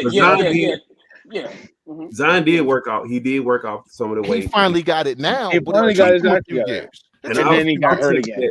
I'll take Yeah, that. but man, but before- look, Zion was coming into the Prep facility with powdered sugar. He was like, man, hey, like he was like, man, y'all know y'all ever heard of these beignets? you gotta- These beignets, these things are amazing, and they Yeah, make but them right like- down the But street. you know what though? They put powdered sugar on them and cinnamon. They're really good. I can't stop eating them, man. The Pelicans set themselves up for that, and Yeah. Barry knows this. They never should have played him in summer league, number one. Yeah, And I said at the time, I said, don't play him in a summer league. Get him Right. a dietitian and a trainer. And all you do all summer long is eat and train. And instead, because they wanted to profit off of him, because remember, they changed the venue and everything so they could get him in them summer league games and put all the games on TV. Well, if I'm Zion, I'm like, oh, y'all gonna make that money off me? Okay, I got you. I actually went to a couple of things, but hey, look, I'll be the bad guy. Zion, I mean, we all know his problem was food and porn stars. Yeah, I'll just only fans and tasty cakes. I just put it. Yeah, I mean, like, And again, they they knew said porn star Jimmy. Nobody Yeah. said nothing about porn star Zion. I Yeah. mean, hey, we'll go there.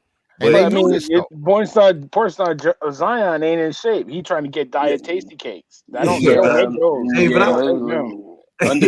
undefeated, untied. Yep. Unbothered. Hey, Oh but my I'll take that for Ben Simmons, who looks like he put more work ethic into his outfits than he do shooting a jumper or hitting a layup. Yeah, at least he comes on the court sometimes, Zion. I mean, at least I know he's gonna be there listen, at least one day. If I could get a job, well, actually, I probably wouldn't because that's how I'm wired. But I'd like to think that if I could get a job making that much money and I don't have to even I don't even have to show up, bro. Who wouldn't take that job? Yes. Well, Sign me up right I now. probably wouldn't because I'm not wired that way. But I know a whole lot of people who would. Okay. Keep in mind now, we got 18-year-olds working at name a fast food restaurant who show up 3 hours late and expect to get paid for the whole day. Smelling like okay. weed. So when I showed up, yeah, but you ain't done no work. All right. So Ben Simmons, he ain't alone in it. He just making more money, but he doing the same thing they doing. They should do with attitude to it. Well, I gotta clean that up because that's your job, right? You need to go somebody get to clean that up. I don't know what. It's like can't knock the hustle though. Can't knock the hustle, like Jay-Z said. But yeah, shout out Big Simmons. Yeah, shout out to Hov. Can't knock the hustle. Can't knock the gala fit. His drip. Real quick, God. I don't care who takes it first. Rudy Gobert, 4-time defensive player of the year. Man, listen. Go ahead, Chandler. Talk to me about Rudy Gobert. Who else were they gonna give it to? Because they weren't gonna give it to Wemby. Exactly. Who else they gonna give it to? That's why he won it.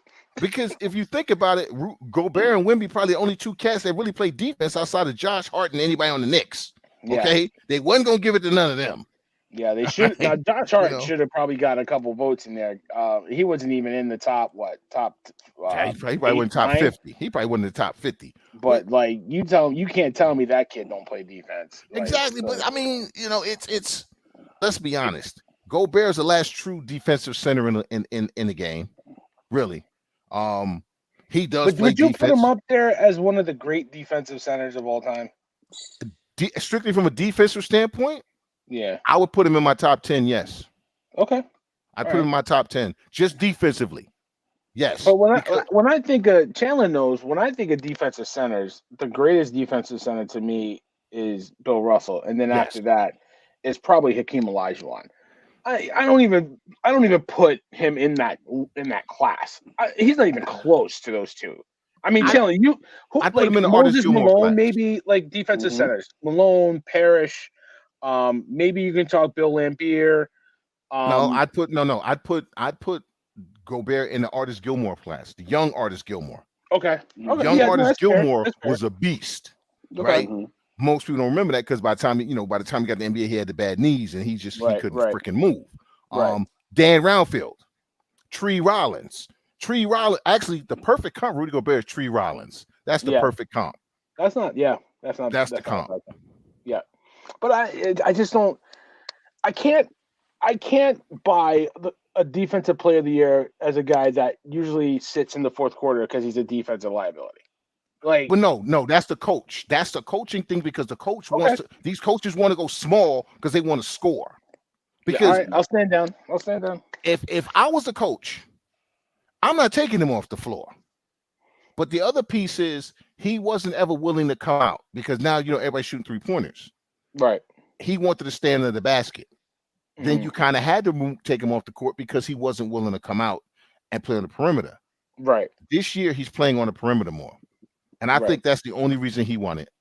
Because he's willing to move his feet now. Elijah won because Elijah won't play you anywhere. Like, he'll guard all positions and play you anywhere. That's why I wouldn't ever put him in that class. So, to me, Rudy Gobert stands up in the middle, gets a couple blocks, and gets a Defensive Player of the Year. That's just me. Maybe I'm biased. Maybe I'm being a hater.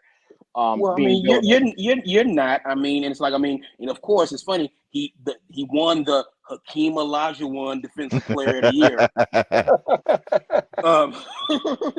Dream.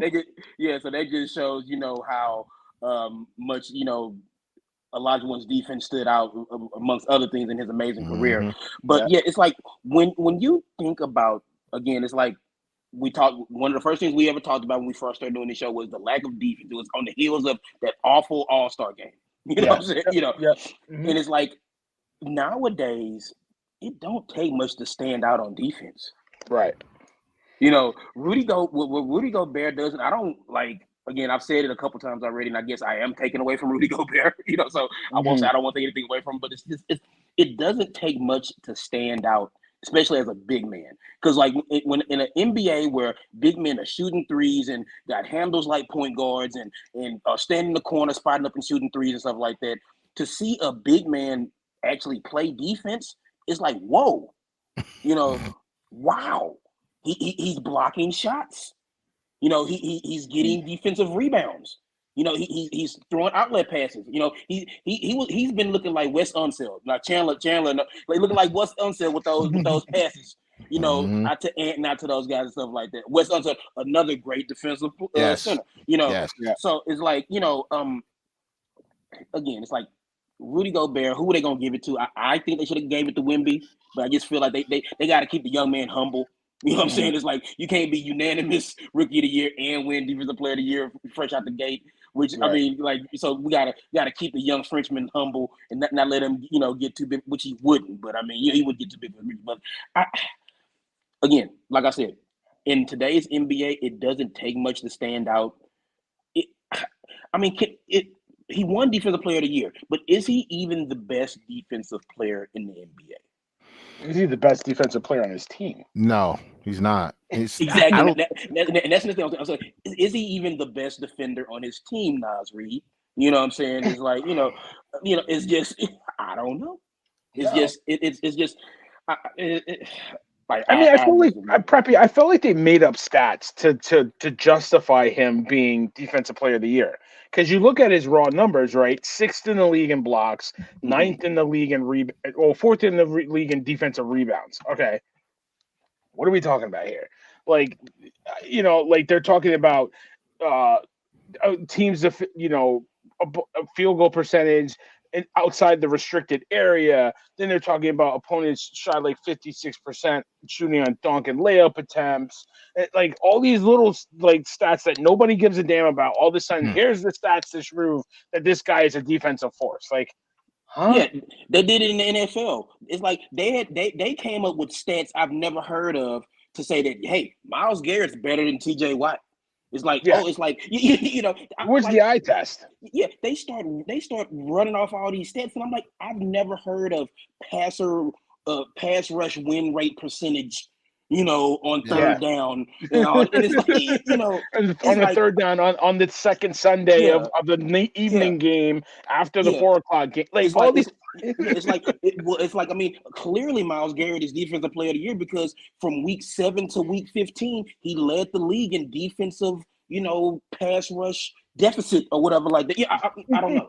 They were making up stats to give it to him, and like you said, I agree. It seemed like they were making up stats like this is why Rudy Gobert is the Defensive Player of the Year. It's like, all right. Yeah, for sure. Larry, talk to me about Rudy Gobert, please.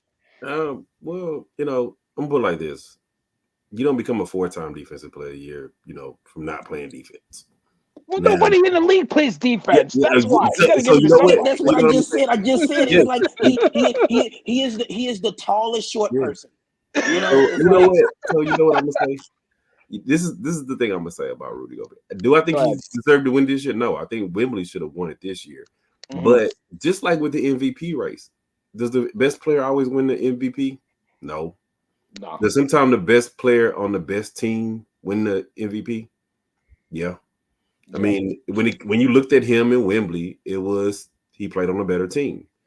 I think that he's actually one of the key components to what the Lakers need, because AD doesn't like playing D. AD doesn't like banging in the middle. AD doesn't like grabbing defensive rebounds. That's why they got Dwight Howard. And that's why they won the chip. Yeah, but we keep hearing how great a defensive player Davis is, though, right? Yeah. But Rudy Gobert is the perfect complement to Cat. Cat don't have to grab the rebounds. Cat don't have to block shots. Yeah, my son Carl has no interest in doing all that. It was wearing him down. And now, like, he was probably the happiest person on that team when they got Gobert. So Gobert is able to do all of those things. He's the perfect complement on that team, and they had a really good record. So of course, who are you going to hand it to? You can only. And this is why I'm not going to take too much away from Rudy Gobert, because in today's NBA. And it's amazing that every time I get to talking, everybody else is watching at the Rangers game, and I can't watch it. It's winning the game. I'm listening, though, lad. I'm listening. Because I can't watch it, and I'm over here like trying to look at it through my glasses. Trying to get a reflection on the back or something, you know. It was a sick save by Sturkin. So I mean, it's a power play in overtime, Larry. I'm getting a reflection over here, but we'll see. No, okay, I'll talk, and then you watch. No, I got it. I got it because I want to make a point. A point. God. We all know in the NBA, there's like 3 guys that actually even it's like 4 guys who even put an effort on defense, but there's like 3 guys who even play defense. But I'm not gonna take too much away from him because he's won it 4 times. Yeah. You know how hard it is to play defense in today's NBA? With the space. Not even just the space. If I blew on somebody too hard and my breath caused them to get a slight abrasion or something on their beard, on that one strand on their beard, then that's a foul. Like that's how hard it is to play defense in the NBA nowadays. A block shot. You know how many block shots we've seen that were actually block shots and call fouls? You see it all the time. That was the reason why they said most big men did not like to contest shots, because they knew they were going to get called for the foul. Even if the block occurred before the body contact, it was going to be a foul. So I'm not gonna totally discredit that guy. I just, he's almost like, I'm gonna put it like this. One of the guys I think who got a raw deal in the league was Drummond. Drummond blocked shots, and Drummond got a lot of rebounds. Yeah. But it was like, oh, Drummond, he don't shoot threes, and his free throw percentage is low. So we're not gonna have a guy like that on our team. Right. And now that the Wolves have said we need a guy to do the dirty work because Cat don't want to do it. Naz Reid is doing it. But Naz Reid comes off the bench. That gives us a little bit more flexibility. It's rare that you see a guy with that skill set even be in the league anymore. Like I said, and Drummond, if you guys looked at some of the stats Drummond was putting up, 22 rebounds a game, bro. Yes. Yeah. Like, who doesn't need a rebounder on a team? And they was like, oh, cut him. Oh, yeah, we'll discard him. We don't need that guy on our team. Yeah, so much time wasted in Detroit, man. That's one thing about Drummond. Just so much time wasted in Detroit. But he was putting numbers in Cleveland, and they was like, oh, we'll just cut him at the trade deadline because nobody wanted to trade for him. But and like I say, that's why I'm not gonna take too much away from Rudy Gobert, because Rudy Gobert does contest shots, he blocks shots, he grabs rebounds. Hey, if you ask a guy, it's not too many teams in the league that want that dirty work guy, that glue guy. Like we all just talked about Dennis Rodman. Right now, nobody would want Dennis Rodman in the league. They'd be like, what, G League. We don't need a guy who come in here and grab 23 rebounds. He don't shoot 7 threes a game. Yeah, He barely wants to exactly. shoot free throw. We don't need that guy. We don't need a guy. You want to play defense? Why do you want to play defense? We don't need that guy. We want somebody who can come and jack up 14 shots a game. Like Dennis Rodman will be literally relegated to the G League right now because a lot of teams, they need those guys, but they don't want those guys because they not the sexy guys. They not the, you know, the guys who are putting up 23 points a game on 67 shots, you know. Yeah. But like I said, Rudy Gobert, if you actually watch Rudy Gobert, I watched him when he tried to do the dunk contest. That guy, yeah, it's the reason why he gets blocks, but now he got somebody else on his watch called Wembley, and oh my God, I wouldn't even want to see Wembley in a dunk contest, man. That dude probably would be like create a play on. He wants to do it. 12. He wants to do it. By the way, he wants to do the dunk contest and he wants to do the 3-point shooting contest. He's already Man, saying he wants to do get that guy like a 14-foot rim or something to dunk on. Yeah, I mean, really, like make them earn it. Like, bump it up to like 12 or 13. You know, because on the 10-foot go, he ain't not gonna be able to really get creative. So yeah, Man, that guy gonna come out and do the original Michael Jordan dunk from Space Jam with like 3 characters hanging on to him and his arms stretching across the court. Stretching all over the place. Monstars. That would be crazy. But yeah, I'm like I say, you know, if he had won it 1 year, then I probably would be like, they just gave it to him. But 4 times, you don't win an award 4 times for not playing no defense. I mean, I'm just a hater, so I mean, you know, I just like to hate. I mean, Barry. You know what, Barry? You got to give him some credit, man, because no, I'll give him credit. Like 4 times is 4 times.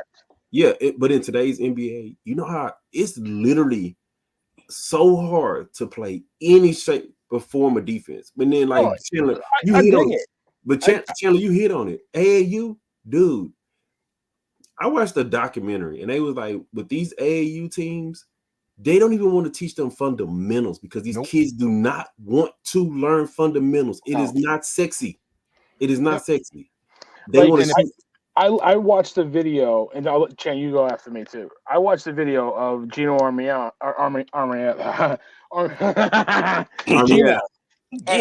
I can't say it. But he was talking about how he would never want to coach to the NBA and all these players because you can't coach these kids. It's a totally different culture. European players come in the league so much better because they practice 6 times a week and play once. These AAU kids want to play 6 times a week and practice maybe once. And when they practice, they're just getting in their bag, doing one-on-one. I'll go even further. Chandler, you the senior person on the team. The 2 things that you used to always learn playing basketball, first off, defense, rebound, and post play. Why does these players have to be taught post play? Yeah, bro. You gotta go see Akeem to learn post play. The Pete Newell big man camp is gone. Elijah Ewing and Mourning and Mutombo, they used to in the summertime they would get other big men. They would have their own little camp, just play against each other, beat the hell out of each other, get into fights, right? Because they were playing real defense. Banging. But it's the parents though. With the AAU thing, it's the parents. The parents don't want the coaches to teach them anything. If you're an AAU coach and you try to teach that kid anything other than how to shoot threes, right, and cross people over, right, and do skip the Malou, the parents coming down there trying to fight you.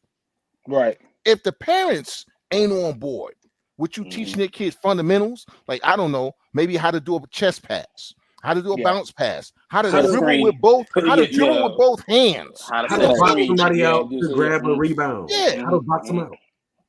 Like you can't teach these kids any of that stuff. They don't want to learn. They just want to play ball. They just want to play parents don't want them to. If the parents don't want them to, the kids gonna follow what the parents do, right? So the parents say, "My kid gonna be the next Kobe."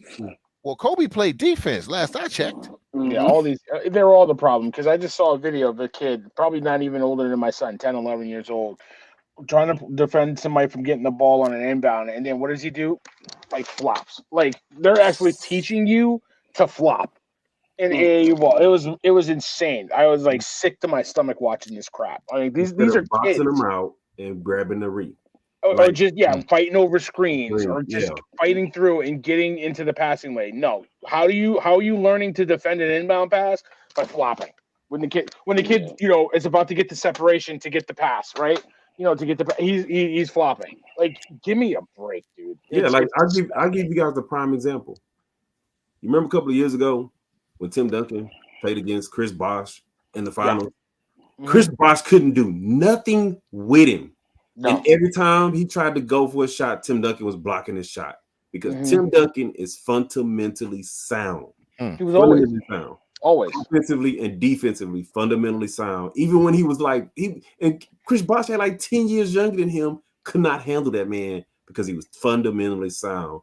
And that's why I give Rudy Gobert more credit than I'm gonna take away from him, because he's sound for his position playing in today's rules. Mm-hmm. Yeah, that's why I said for me, he's the Tree Rollins comp. He's the Tree. I remember Tree Rollins couldn't shoot, save his life. When Tree Rollins came on the court, you wasn't scoring. Period in the story. You wasn't scoring.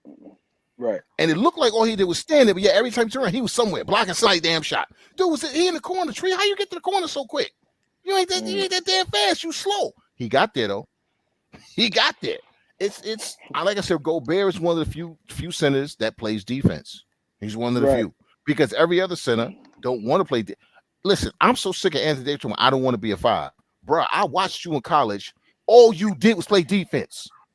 Yeah. Your offense was pretty much non-existent. That's what got you in the damn league, was your defense. Same with Karl Anthony Towns, by the way. Karl Anthony Towns was a fabulous defensive player in college. He get the league, suddenly he don't play defense. None of them. And what do those guys have in common? Where did they both go to school? Kentucky. The University of Kentucky. Speaking of Anthony Davis, because this fool, I don't even want to talk about it because this will take a half hour. I know you guys touched on it already. You know what? I ain't got. You know what? Let's go there, bro. I can't. No. You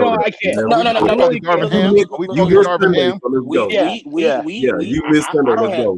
I don't have anything else to say about it. It's like the floor is yours. It's like I said my piece about it, so it's like you go ahead. Let's go, Barry. I'll probably be double clicking on what you guys said. I find it hard. Listen, LeBron is not my GOAT. He's never been my GOAT. He never will be my GOAT. I never take away from the fact that he's on the Mount Rushmore. He's easily top 3. You can debate where you want to put him, 2 or 3. That's fine. But I've never seen a guy, when he wins, it's because of what he did. And when he loses, it's because of what somebody else did. Or, you know what I mean? Or what the coach didn't do. Or, staring at J.R. Smith and yelling at him in the middle of the court, why didn't you shoot the ball? You know what I mean? Like, I can't take a guy that screams that I'm the GOAT, but can't take accountability for when it goes bad. And it's gone bad 2 years in a row. And let's truth be told, his run in LA is crap outside of 1 year. They missed the playoffs a couple of years. They've been a play-in team. They're a play-in team because you got Anthony Davis or you taking load management days. You guys built this roster. You had a championship roster, albeit in a bubble, but it was a championship roster. But you decided to bring in Russell Westbrook and trade the rest of the team. Instead of getting Dejounte Murray, who could probably get you some points and some shooting, you wanted to keep Austin Reeves because he could defend. Where was his defense? You know what I mean? But at the end of the day, you're the GOAT. It starts and stops with you. Mm-hmm. Michael Jordan never made an excuse to why he lost the game. It was never, you know what, we don't know what we're doing out there. Phil don't know what he's doing.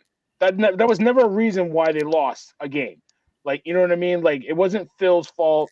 It wasn't Tex Winter's fault that, oh, man, he said it was a triangle off. It didn't look like a goddamn square. You know what I mean? Like, it was never somebody else's fault. It was always on Michael Jordan. I got to do better. We got to, you know what I mean? Like, I got to do better. Kobe was the same way. You know, Bird or Magic, same way. LeBron is just his excuse. It's the refs. You know, I can't believe that they made this call. You see, I'm watching the Knicks game and it's this call. Like, take accountability. And the fact that if he would have spoke up instead of being cryptic all year, if he would have spoke up and said something about Darvin Ham winning record in the playoffs 2 years, despite having a flawed roster. It's a flawed roster and took him to the playoffs. All right. Yeah, there's adjustments he could have made, but they played the Nuggets team pretty tough. No credit for that. Before you lose the series, Anthony Davis, we don't know what we're doing, man. We don't know what we're doing. What do you mean you don't know? How long you been playing basketball, my dude? You don't know what you're doing? You don't know how to defend somebody? You don't know when they start making shots? Why don't you try to stop them from scoring? You don't know how to do that? So I'm not saying it's his fault that Darvin Ham lost his job, but it is his fault in the sense that every 2 years we're talking about Lakers getting a new coach. Yep. And this is going to be his fourth coach in LA? Yep. It is his fault, though. By the way, Darvin Ham was in his second year. Second year. He probably would have got fired halfway through this year if he wanted it. Which means, of course, he's going to make some mistakes. He's only been coaching for 2 years. Exactly. He's still learning how to coach. Yeah. He's still learning. Let's be honest. I don't care how long you've been an assistant. You can be assistant supervisor all day long. It's different when you supervise. Okay, right. It's very different. I remember Anthony Davis playing the 5 with the Pelicans, damn near carrying them to a playoff series win by himself. I remember that Anthony Davis. That Anthony Davis was putting it all on the line every night. Y'all remember that series I'm talking about? I think it was against Golden State. He damn near beat Golden State by himself. Now Golden State had a better team. It was Anthony Davis against the Warriors, and they almost won. He gave them the business. Then he got with LeBron, and suddenly I don't want to play 5. It ain't my fault. I'm gonna show up half the time, and now we don't know what we're doing. LeBron James is never going to be in my top 3. Let me be very clear. He's never going to be in my top 3 because for that reason, for the fact that I've watched superstar players forever take young players and try to make them better. Now, some of those young players just weren't good, but they never said, I can't win with young guys. They said, give me some young guys, give me some veterans, give me a couple young guys too. Let me show them how to play because I'm going to need them damn reinforcements. Okay? Right. LeBron James has never once wanted to help a young player except if he wasn't on his team. Think about that for a minute. Think of all these young players he's mentored. None of them have ever been on his own damn team. Wasn't Reggie Jackson in Cleveland or LeBron got rid of him? Was it him or Wiggins? It was one of them he got rid of in Cleveland. Wiggins. That he could use Wiggins, right now. They traded Wiggins. They traded Wiggins to get immediately. Yeah, he never even blamed Kevin Love. They traded Wiggins to get Love, right? Yeah. And then he blamed Kevin Love for everything. It was all Kevin Love's fault, right? Anytime somebody goes, Kevin Love's fault, right? Kevin Love, go stand in the corner. Now, I ain't never been a Kevin Love fan, but this dude's grabbing 20 rebounds a night. You got him standing in the damn corner. For what? And they're talking about, I don't know what happened. We threw him the ball. You literally gave the man a nervous breakdown. Kevin Love literally had a nervous breakdown playing with you, bro. Listen, LeBron James, and I used to defend the hell out of him simply because the Skip Baylesses of the world used to constantly give him crap, right? So I'm going to defend you against a clown like Skip Bayless. Simply, that's just on GP, right? Because people like that I got no use for. Right. But the reality is LeBron James is the biggest front-running superstar I've ever seen in my life. He is the biggest front-running superstar I have ever seen. Okay? And it don't make no damn sense, bro. It don't make no damn sense. David Black got you to the finals. Suddenly, the next season, he didn't know what he was doing. Right. Mike Brown got you to a finals, I believe. Suddenly, he didn't know what he was doing. Right. Okay? So, how was it that all these coaches... Keep in mind that the only reason Eric Spoelstra didn't get fired in Miami was because Pat Riley told LeBron James, get the hell out of my office and don't ever come back in here again talking about who I'm going to hire as a coach. Right. Other than that, Eric Spoelstra would not be the coaching right. And you basically sabotage the black man. I'm sorry. You know how hard it is for coaches like Darvin Ham to get a shot?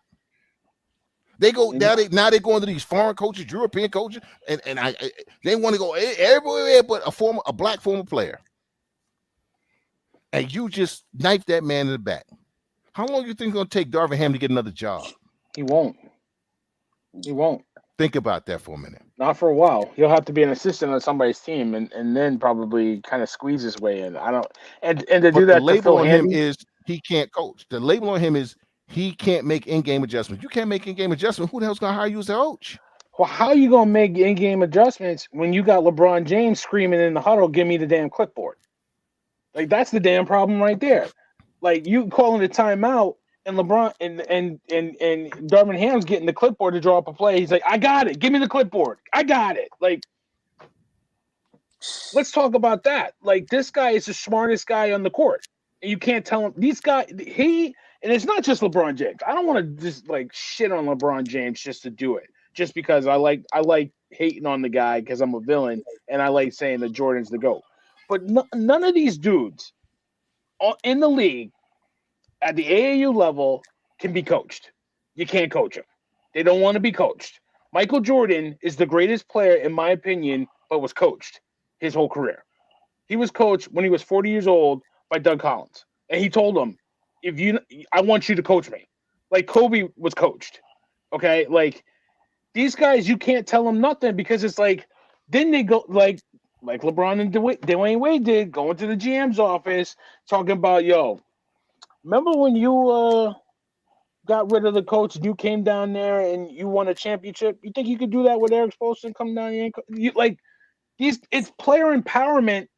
This is the negative side of player empowerment. I love to see Jay Will talk about, oh, this is a players league. This is player empowerment. They can do what they want. But this is the other side that he don't want to talk about. And then when he gave it a pass when Darvin Ham got fired, right? Player empowerment didn't exist. It suited his narrative when he wants to talk about these dudes getting their money or controlling the narrative of their team or controlling where they go, getting traded, demanding trades is player empowerment. Player empowerment is getting these coaches fired that don't deserve to be fired. And Darvin Ham deserved better than this. It's crap that he got fired. And this is the negative side of player empowerment. These guys, it's an AAU generation in their bag. You can't tell them nothing. It's about their brand first. It's about getting their money, and then maybe whatever I do on this team. Like that's what it's about.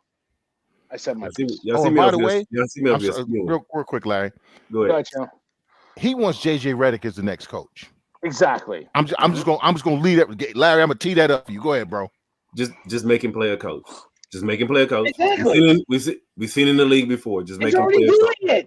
He's already doing it. But you can't. He don't want the responsibility. But see, then he's responsible. Yeah. Then he's still responsible. Then he has to. He has nobody to blame. Yeah. Accountable. Yeah. I mean, and just to rehash something that I said on Sunday night is just LeBron James. However you feel about him, he has a very high basketball IQ.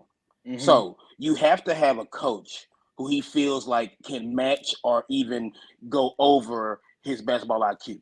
And I feel like Pat Riley, he tried that stuff with Spo, but I feel like he kind of respected Spo a little bit because Spo could sit up here and look at tape and be like, well, Bron, this. And LeBron was like, oh. So he kind of he had to at least on some level respect Spo. Same thing with Ty Lue, who I've talked about how great a coach I think Ty Lue is. I think people don't give him enough credit for how good of a coach. Because again, he was a point guard.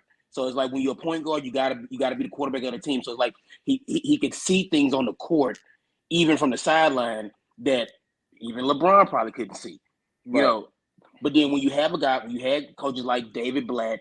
And you had coaches like Mike Brown, which again, Mike Brown, you see what he's doing with the Kings. It's like, but let LeBron tell it. Oh well, Mike Brown isn't. But then it's like now he got the Kings on an upward trend, and it's like I love the future for the Kings, and Mike Brown is a big part of that. Yeah. So with the whole thing out in LA, and like I said Sunday, it's like this is going to be a very interesting offseason for the Lakers. Because it's like, again, we were talking earlier about why nobody wants to go to Houston or San Antonio or Dallas. People want to go to LA. And the Lakers know that. They'll always be able to attract people to Hollywood, to the bright lights of LA and, that purple and gold. It's like they're a brand name. They're like the Yankees. They're like the Cowboys. They're like anything. It's the brand. The Lakers are a brand and they always will be a brand. And they'll always be able to attract people in attention. But I feel like you have to understand one thing of you going to LA. Who's in control? It's not Jeannie Buss. It's not Rob Pelinka. is the guy who wears 6. He runs everything out there. And now it's He actually wears 23. Well, 23. You wear the Yeah. number of the guy that you say you're the GOAT over. Yeah, that you want to be so bad. Yeah, the problem is, and I agree with you, Preppy. Yes, LeBron has got a super high basketball IQ, but that doesn't mean he can't be coached. Michael Jordan had a super high basketball IQ. He could be coached. Like Larry Bird had an IQ. He was coached. Like I can't say because he has a super IQ, you have to match his level or be higher than him. And he's that's the hubris of LeBron. That's LeBron's hubris. It's like exactly. I say that to make that point. That's the point that I'm making is that like Jordan could be coached, Bird, Magic, Ewing, all these great players could be coached. And LeBron I ain't gonna say probably. LeBron feels like, well, what do you know about basketball that I don't know, Mr. Coach? Yeah, because you're hiring guys that he can't respect. At the end of the day, he's above Darvin Ham. But there's no coach out here that you could put over LeBron. None of them. There's no, I mean, but there's a guy that he does a podcast with that he's very fond of. That's going to be his next coach. So it's a joke. And if that's where they're going with this, then just retire. Just give it a rest because I don't need a guy that with no coaching experience. Like why don't we just go get a Steve Nash? Okay, like that's what we're doing here. Guy that with no freaking coaching experience other than coaching his daughter or son's, little league game or what have you, is going to be the Lakers coach. The Los Angeles Lakers head coach. Just make him player coach. Exactly, but it's not going to happen, Larry. It's not going to happen, brother. I'm gonna put it like this, dude.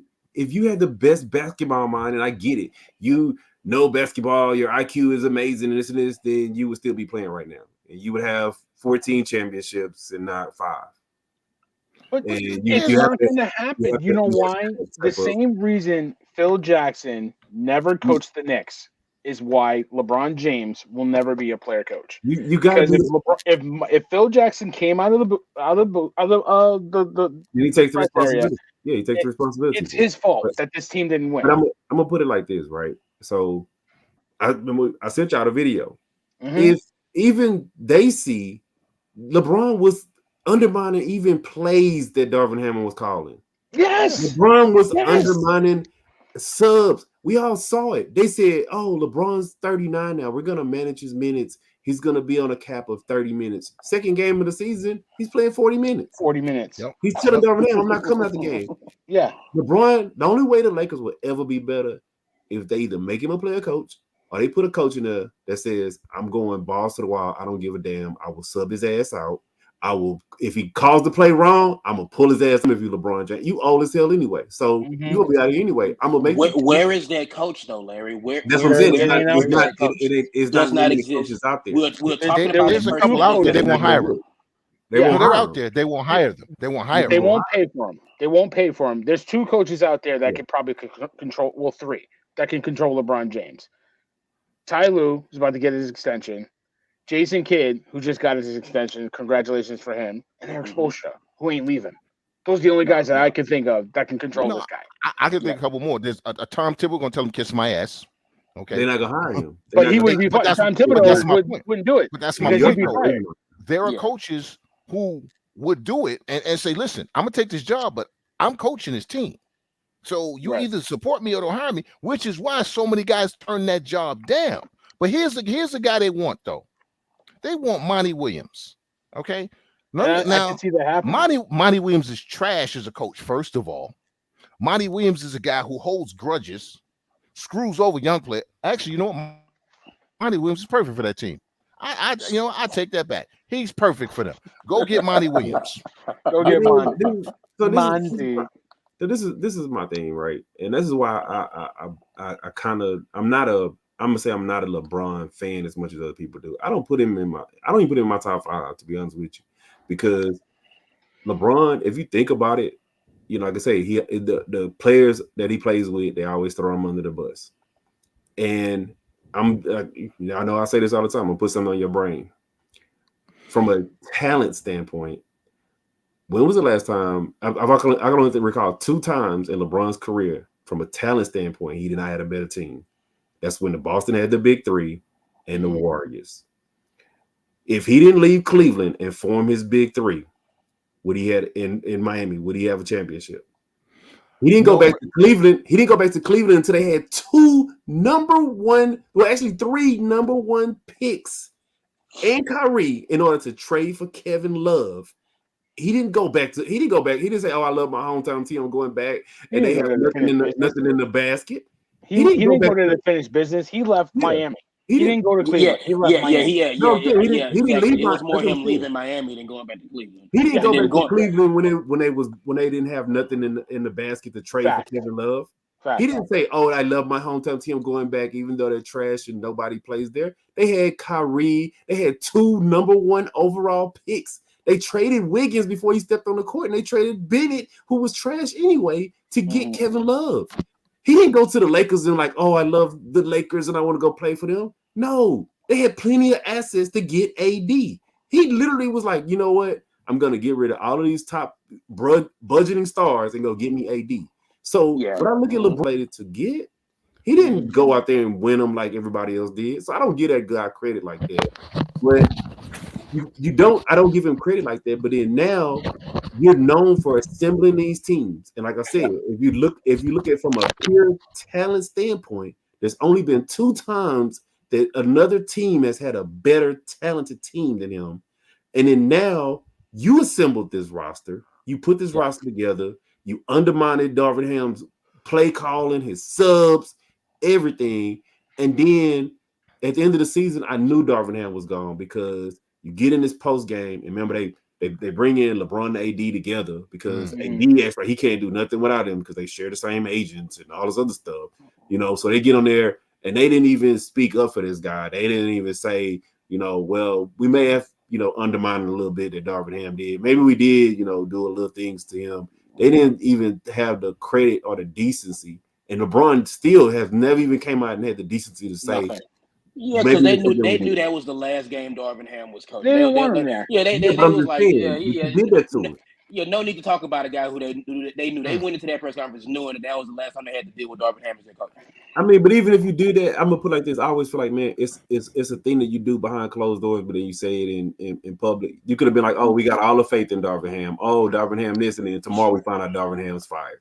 And they didn't even do that. You didn't even give that man the common courtesy to do that for him, knowing that you did all of these things to undermine his success. I got even more pissed off thinking about it because I'm like, you've been assembling these rosters for years and years and years. That's why I don't read into the stats because a lot of people don't like Max Kellerman, but Max Kellerman said it. The majority of LeBron's career, and we all know that if you're a star on a team, right? Teams defensively scheme against you. Right. The majority of LeBron's career, can you defensively scheme against him when he has 2 other Hall of Famers or all-stars or all-star players come out the bench? You can't. So of course I can throw the ball to whoever because I know they're gonna make the shot. I can be in a position to do whatever I want on the court because you can't defensively scheme against me because I my team making it easier. His whole career has been about making life easier. Yeah, making it easier. And then you threw this guy under the bus. You threw this guy under the bus, man. That's the sad part. If he had only won 1 champ, everything being equal, right? 40,000 points, all of that, right? Let's say everything is the same in his career, except he only won 1 championship, but he won it. One of those teams where they had what's my man name? Jesus. The guard, Williams, last name Williams. Mo Williams. They threw that. That was a good team, and nobody gives them no credit. But that's what I'm saying. If he had won 1 championship with a team like that, I think people would be saying that he's the GOAT. Here's why. Because with all your talent, you took a team with no talent to a championship. No, don't say that. No. I'm saying everything else being equal. If he had won 1 championship instead of the 5, but with a team like that, there'll be far more people making a case for him against Jordan than there are now, because then you could say, okay, you know what? You maximized your talent, bro. You truly maximized your talent. You truly were that great. But see, he was never willing to do that. He was never willing to work that hard. Danny Ainge pulled off some amazing trades to assemble the big 3. And you know what he said? oh, let's have a secret meeting. Let's go form our own big three, and let's recruit all these other guys on our bench. But that's what I'm saying. If he hadn't done that, I'm saying everything else being equal, I'm saying everything else being equal, right? 40,000 points, he passed Kareem, all of that. He's 39 doing. I would have gave him more respect. That's my point. That's my point. People throw that team under the bus. Mo Williams was a solid guard. Anderson Varejao, which people don't give no credit. That dude was grabbing 23 rebounds. But compared to the other teams he's been on, that was a substandard team. So if he had taken that team to a championship, right? Yeah, and that was the only one he won, and then he get the 40,000 points and everything else, right? His career, and people would give him so much more respect than he's getting now at the end, because people are starting to see what he really has been all the time. A lazy star. Chandler, I'm gonna put it like this, right? And like you said, if he had won a championship with that team, or even didn't win a championship with that team, you give more respect to more stars who they stuck it out. They said, I'm gonna try to win it. Now I'm getting older. Now let me go try to see if I can win a championship. Right. Charles Barkley gets all the respect in the world because Charles Barkley didn't win a championship, but Charles Barkley he did what he needed to do for his teams. He just, no. So I'm gonna stop you on that because that's some revisionist history. Charles Barkley whined his way out of Philadelphia. Literally said, "I can't win with these bums. I can't win here." Forced trade out of Philly. Then when he got to Phoenix, they had Kevin Johnson, they had an all-star team. On the court he played. On the court he played his butt out. Yes, but I'm saying he forced his way out of Philly. Okay. Barkley did it. He forced his way out of Phoenix once Kevin Johnson got old, right? Then he started bouncing around. And every team he went to, it wasn't his fault. I have never respected Charles Barkley. Well, I'm gonna just put it like this, right?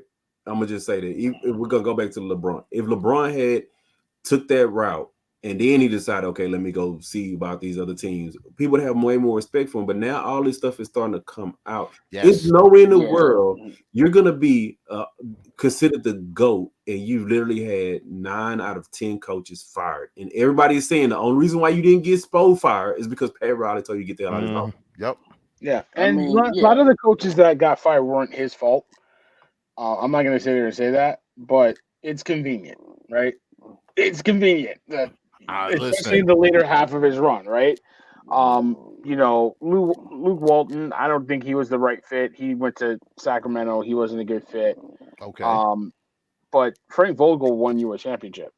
Yeah. And then suddenly he was the worst coach in the world. He was a bum. Worst coach in the world. Yeah. Like, make it make sense. Make that make sense. I'm going to just say this, and even if it was, people don't look at it the same. If you win a championship as a coach, normally you get at least 5 years. You get 5 years. You get 5. At least. But you didn't get one. We can go all the way to the beginning when Paul Silas, who was one of the most well-respected, thought of people in NBA history, and LeBron was like, "Get him out of here." Because Paul Silas was getting in his behind. Paul Silas was getting in his ass. So it's like, and he was young.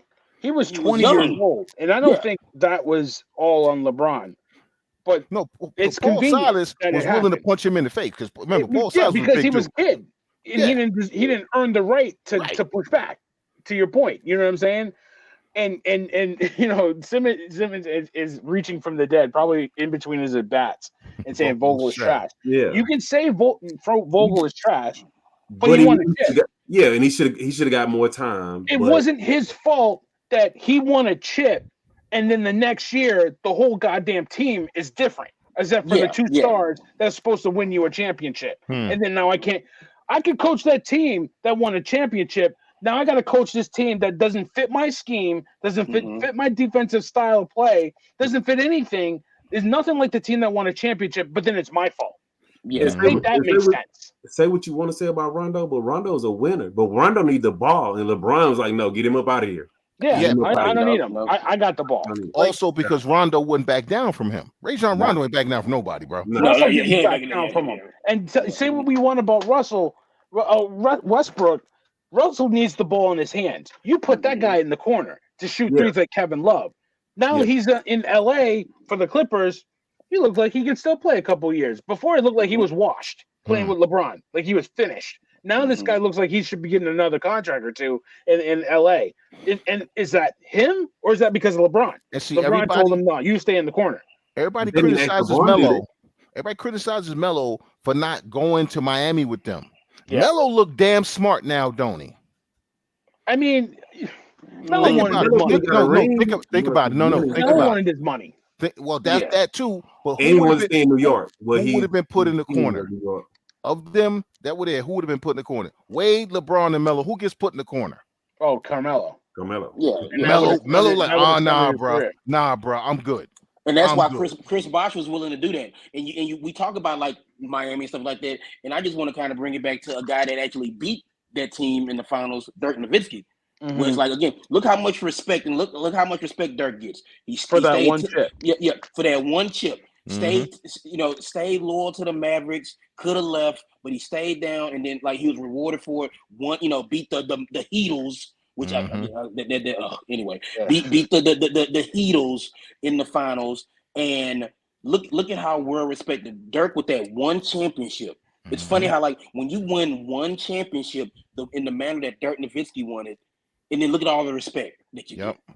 Dirk Nowitzki, the year he won MVP, they got bounced in the first round. That was the We Believe Warriors. They had to have Baron Davis. They had to have a press conference. Yeah, they had to have a press conference, like in a broom closet somewhere in Dallas when he won MVP or whatever like that.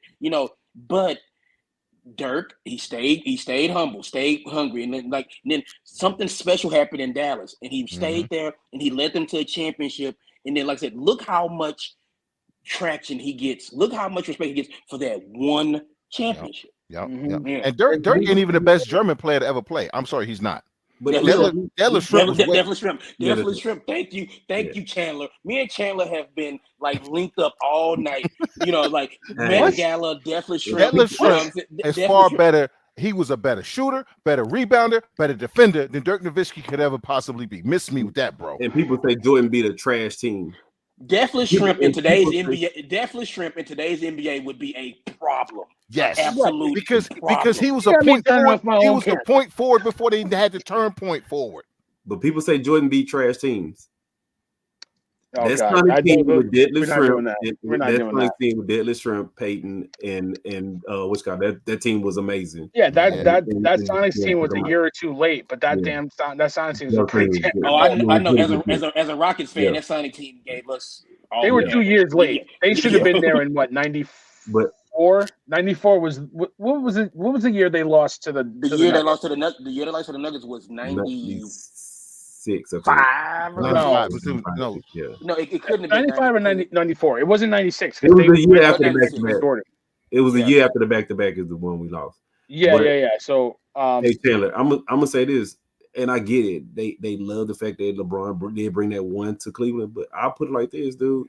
We just talked about that NBA draft. There's no way in hell you win 3 number 1 picks like that, 3 out of 4 years, and now he decides to go back. And then now, and Steve, you agree with me? The Rockets have been trying to get Kevin Love for years. They kept putting out every trade offer. Every trade. Minnesota was just like, no. LeBron goes to Cleveland and it's like, oh yeah, we're gonna give you Wiggins and Bennett, who we thought was a bust, been a bust, and we'll throw in a couple of fillers. Okay, yeah, go take Kevin Love. Yeah, so that's why I don't even give him credit for the one that he brought to Cleveland, because we go back to Cleveland Bear, and I'm like, dude, it's not. How many times have you seen a team win the number 1 overall pick 3 out of 4 years? Not very often, except back when basically it was the Celtics. Basically, it was like 8 teams in the league. Yeah, probably. Yeah, right. Probably then. And like I said, the Rockets have been trying to get Kevin Love for years, and they just kept turning down every trade. But now you magically like, oh yeah, we'll send him to LeBron for net or something. Was Worthy a number 1? Worthy was a number 1 pick, right? Who? Worthy was number 3, right? Number 3 pick. Yeah, no, he's like 3. He wasn't number 1. He wasn't no 1. Yeah, right. You're right. Right. Well, that's just like the Celtics winning a championship, and then being able to get like Len Bias. Now we all know what sadly happened with Len Bias, but it's like you see stuff like that. You don't see stuff like that happen like in today's NBA. It's crazy how stuff like that happens. But it's like there's no frozen envelopes and stuff like that these days. Hey, listen, we deserved you in that damn year, man. We needed that. You damn right. You damn right. We didn't get a chip out of it, but we deserved it. Speaking of the Knicks, they got it real quick because I want to go to bed. I'm tired. You ain't going to bed. It's in double overtime. You ain't going to bed. It is 11 o'clock here on the East Coast time. Yeah, I know. It's 5 after 11, man. I haven't slept well in 4 days, Larry. You got to give me a break here. All right. This game is 3-3, man. You about to stay up to this game. I know I am, and I got somewhere to be in the morning. I got to go to work now. I got to go to work. No, but seriously, they cannot play like that again and expect to win a game. They cannot play at the Pacers' pace. No. We said that in the chat. They cannot play any more games like that. They got to slow this down. They got to slow it down. They got to slow it all the way down because it's not feasible for the Knicks to play at that pace. The Pacers loved it. They're like, yeah, let's go. Let's go. And the Knicks can match it, but for a 6-7 game series, that's not going to happen. But you're expecting Halliburton to see. Halliburton is starting to show the cracks of he ain't built for prime time. He's not. I think the leg injury is still dogging him, but he didn't look. He looked, especially in the fourth quarter, Chandler, when he had that down the lane and he looked stuck. Like, I don't know what to do, and pass it off to the wing. Like, Halliburton is not built for this. Yeah. But this is actually it's interesting because this team should give the Knicks. They're going to give them all they can handle. But I think it goes 5 games. I think it only goes 5 games. Don't run a track meet with a track star. I don't think. But see, the Pacers are not. They don't. This is their year of learning. How to play. With expectations. Right. They came in the season with no expectations. Now people expected them to do something in the playoffs. Halliburton ain't built for that. No. And I'm just gonna say yet. Next year, they're gonna be a problem next year. Because at some point they're gonna have to play defense. At some point, they're gonna have to play defense. Those 2 young kids, Neesmith and what's the other kid? Hemhard. They play defense. They play hard. McConnell was getting cooked, but then he started cooking Jalen Brunson. He was cooking. He was going. So the Knicks, and devastating news: Mitchell Robinson is out for 6 to 8 weeks, most likely the rest of the playoffs with a what's new. So basically, same old Mitchell Robinson. So I think what I saw from that really quickly. When he got on the floor, they ran him ragged. Yeah. That center was sprinting down the lane, down the middle, and getting easy layups. When Hartenstein came back in, he controlled the pace. Because Robinson's out of shape. He's out of shape. Robinson can't run up and down, but that part of it is his foot. Like you could tell. He's out of shape because he can't work out and he can't run. So now the Knicks are put into the position where they're going to have to play Precious Achiuwa. And which is better, probably and Precious can run up and down the court. Exactly. So I think it's really in their favor that I didn't think Mitchell Robinson was a fit in this series. And people were trying to tell me, no, he's a big no. Miles Turner will run him ragged. Just run him right off the court. Run him right off the court, just like Hartenstein ran Embiid off the court. You know what I'm saying? So it's Chandler knows better than anybody. It's style, fights. Styles make fights. Yep. And that doesn't fit Mitchell Robinson. It fits Hartenstein. Also that means Jericho Sims might get to play, and Jericho Sims can run up and down the court. He can run, and he'll give you 6 fouls, and you know what? He'll play some defense on you. But they gotta stop. They gotta stop playing that way, dude. The Pacers ain't played defense all year, but the Pacers have put up 160 in a game before. But you know why? Because these guys is getting predictable with Brunson handling the ball too much. They're just trapping him on the wings and then getting ball pressures so far up that they can't get into their offense. It's like 6 seconds left, and they start trying to get into their offense. A lot of times I saw the Knicks. They didn't even try to get in the offense. They're trying to keep up the pace. So they're getting out and they're running and gunning with the Pacers. Don't run and gun with the Pacers. That's what they want. They want to shoot threes. They can want it all they want. But here's the thing. The next game, Deuce McBride, 25 points. Book it. Yeah, he's got it. The bench has to telling come. you, 3 Deuce points from the McBride, bench. 25 points. Book it. 3 But if points you from keep the playing bench. That's that- the answer. That's the answer to them trapping Brunson. Yeah, But you keep and playing that Brunson's way, gotta- and they're not going to keep Brunson's putting gotta up be 1. he's got to be a reluctant passer. He got to pass the ball. He's got to move the ball. It'll come back to you. It'll find you. The ball will find the open shooter. He's got to trust the offense, and Deuce got to get going. The bench has to. They got to play. The starters played over 40 minutes. That's on Thibodeau. That's on Thibodeau, bro. Yeah, that's on Tibbs. Exactly. And we know how Exactly. Tibbs shortened up But his I rotation can't this time of blame year. him But it's because like, when the bench came in, they lost the lead and then went down by 9 points. That happens sometimes, but why did you see? Remember when they made the trade for Bogdanovic and Burke? And I said, why are you bringing this dude back? Because we see what he did in the playoffs the last time. And they Right. were saying, oh, he's gonna be better. Is Alec Burke? Is he in New York? Is he missing? I think he's around. I don't know if he got a ticket to the game. They might have let him in the building. I'm not sure, but we'll check on that. he caught the wrong train and ended up in Brooklyn instead Yeah, of the he Garden. hasn't played yet. Yeah, in the something playoffs. happened. I don't know. He hasn't played yet in the playoffs. They got to get him. They got to get him on the court. Hey, but y'all got to give Josh Hart some credit, man. Josh Hart played his ass Josh off. Hart is always plays his ass off. That's the thing. Is like he plays full steam ahead. When he gets a rebound, first of all, he's a tremendous rebounder. Like unbelievable. He might be the best guard rebounder in the NBA right now. Especially offensive rebounder. Yeah. It's just crazy. When he gets that rebound and sprints down the court and puts the pressure on a defense that don't like to play defense, that's when the magic happens. And he got some easy buckets for himself and other people just by pressing the ball down the court. So they need more of that. But then that scares me, to your point, right? Don't play at their pace. But that's his pace. That's what makes him good. So it's a contrast. They're gonna have to figure it out. You know why I'm gonna say that even more? Yeah, don't fall into that habit of playing at that pace. Because even if you get past the Pacers, if you play at that pace with the Celtics, you're gonna get ran out the gym. Now that's what Mitchell Robinson would have come in as against the Celtics. Right. That's what he would have made a difference. But if you fall into that habit of we've been playing like this, we've been winning like this, and you want to play that running gun against the Celtics, they're gonna run you out the gym. Right. Celtics play a lot better defense than the Pacers do. Yeah. And it's funny that you sit up here, and one of the things that had me so high on the Knicks during the season was their bench. And this is a series. This is a series in which, because of the style the Pacers want to play, the bench is going to have to come with it. They're going to have to come with it this series. It's just because they're going to need them. If the coach won't put them in the game, there's nothing they can do. Right. See, this has been Tibbs' downfall his entire coaching career, which is why he's never gone to the finals as a coach. Right.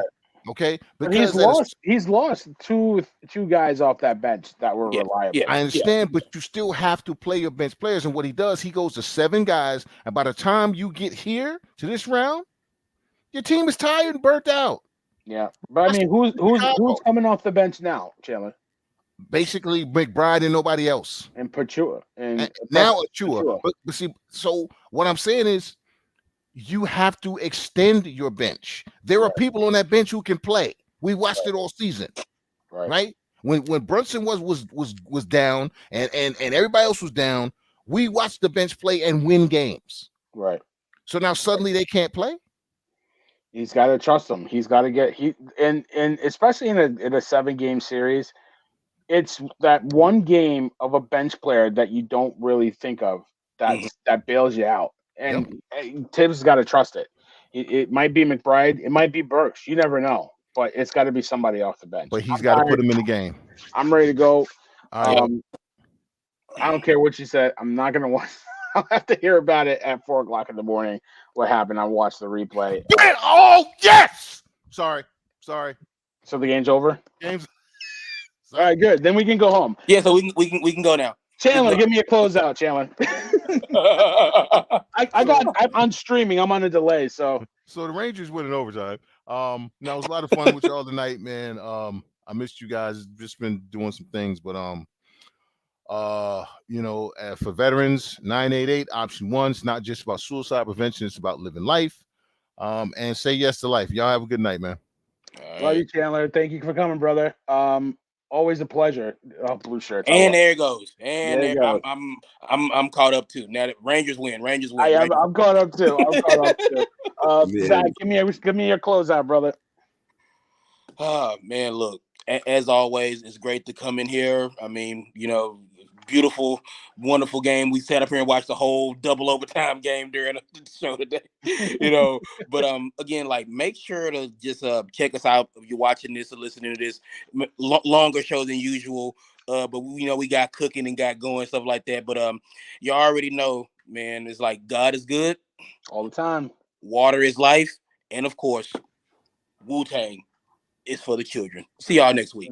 Love you, Zach. Love you. Talk to you next week. Larry, give us a close, brother. Man, look, hey, it's a late night. I know it's late for y'all. I'm gonna just say peace, love, and soul grease.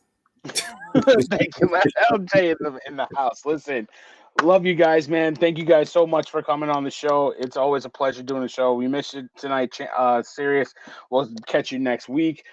Good shout out to the Blue Shirts getting that overtime win. Thank you, everybody that listens to our show, listens to our podcast. We're on all the socials, Facebook, X, Instagram, all that good stuff. You know how to find us. We're doing big things. We got stuff on the way. I don't know what channel, Sirius would say. I know what I would say. Go New York, go New York, go New York. All right, man. I'll holler at you. Peace.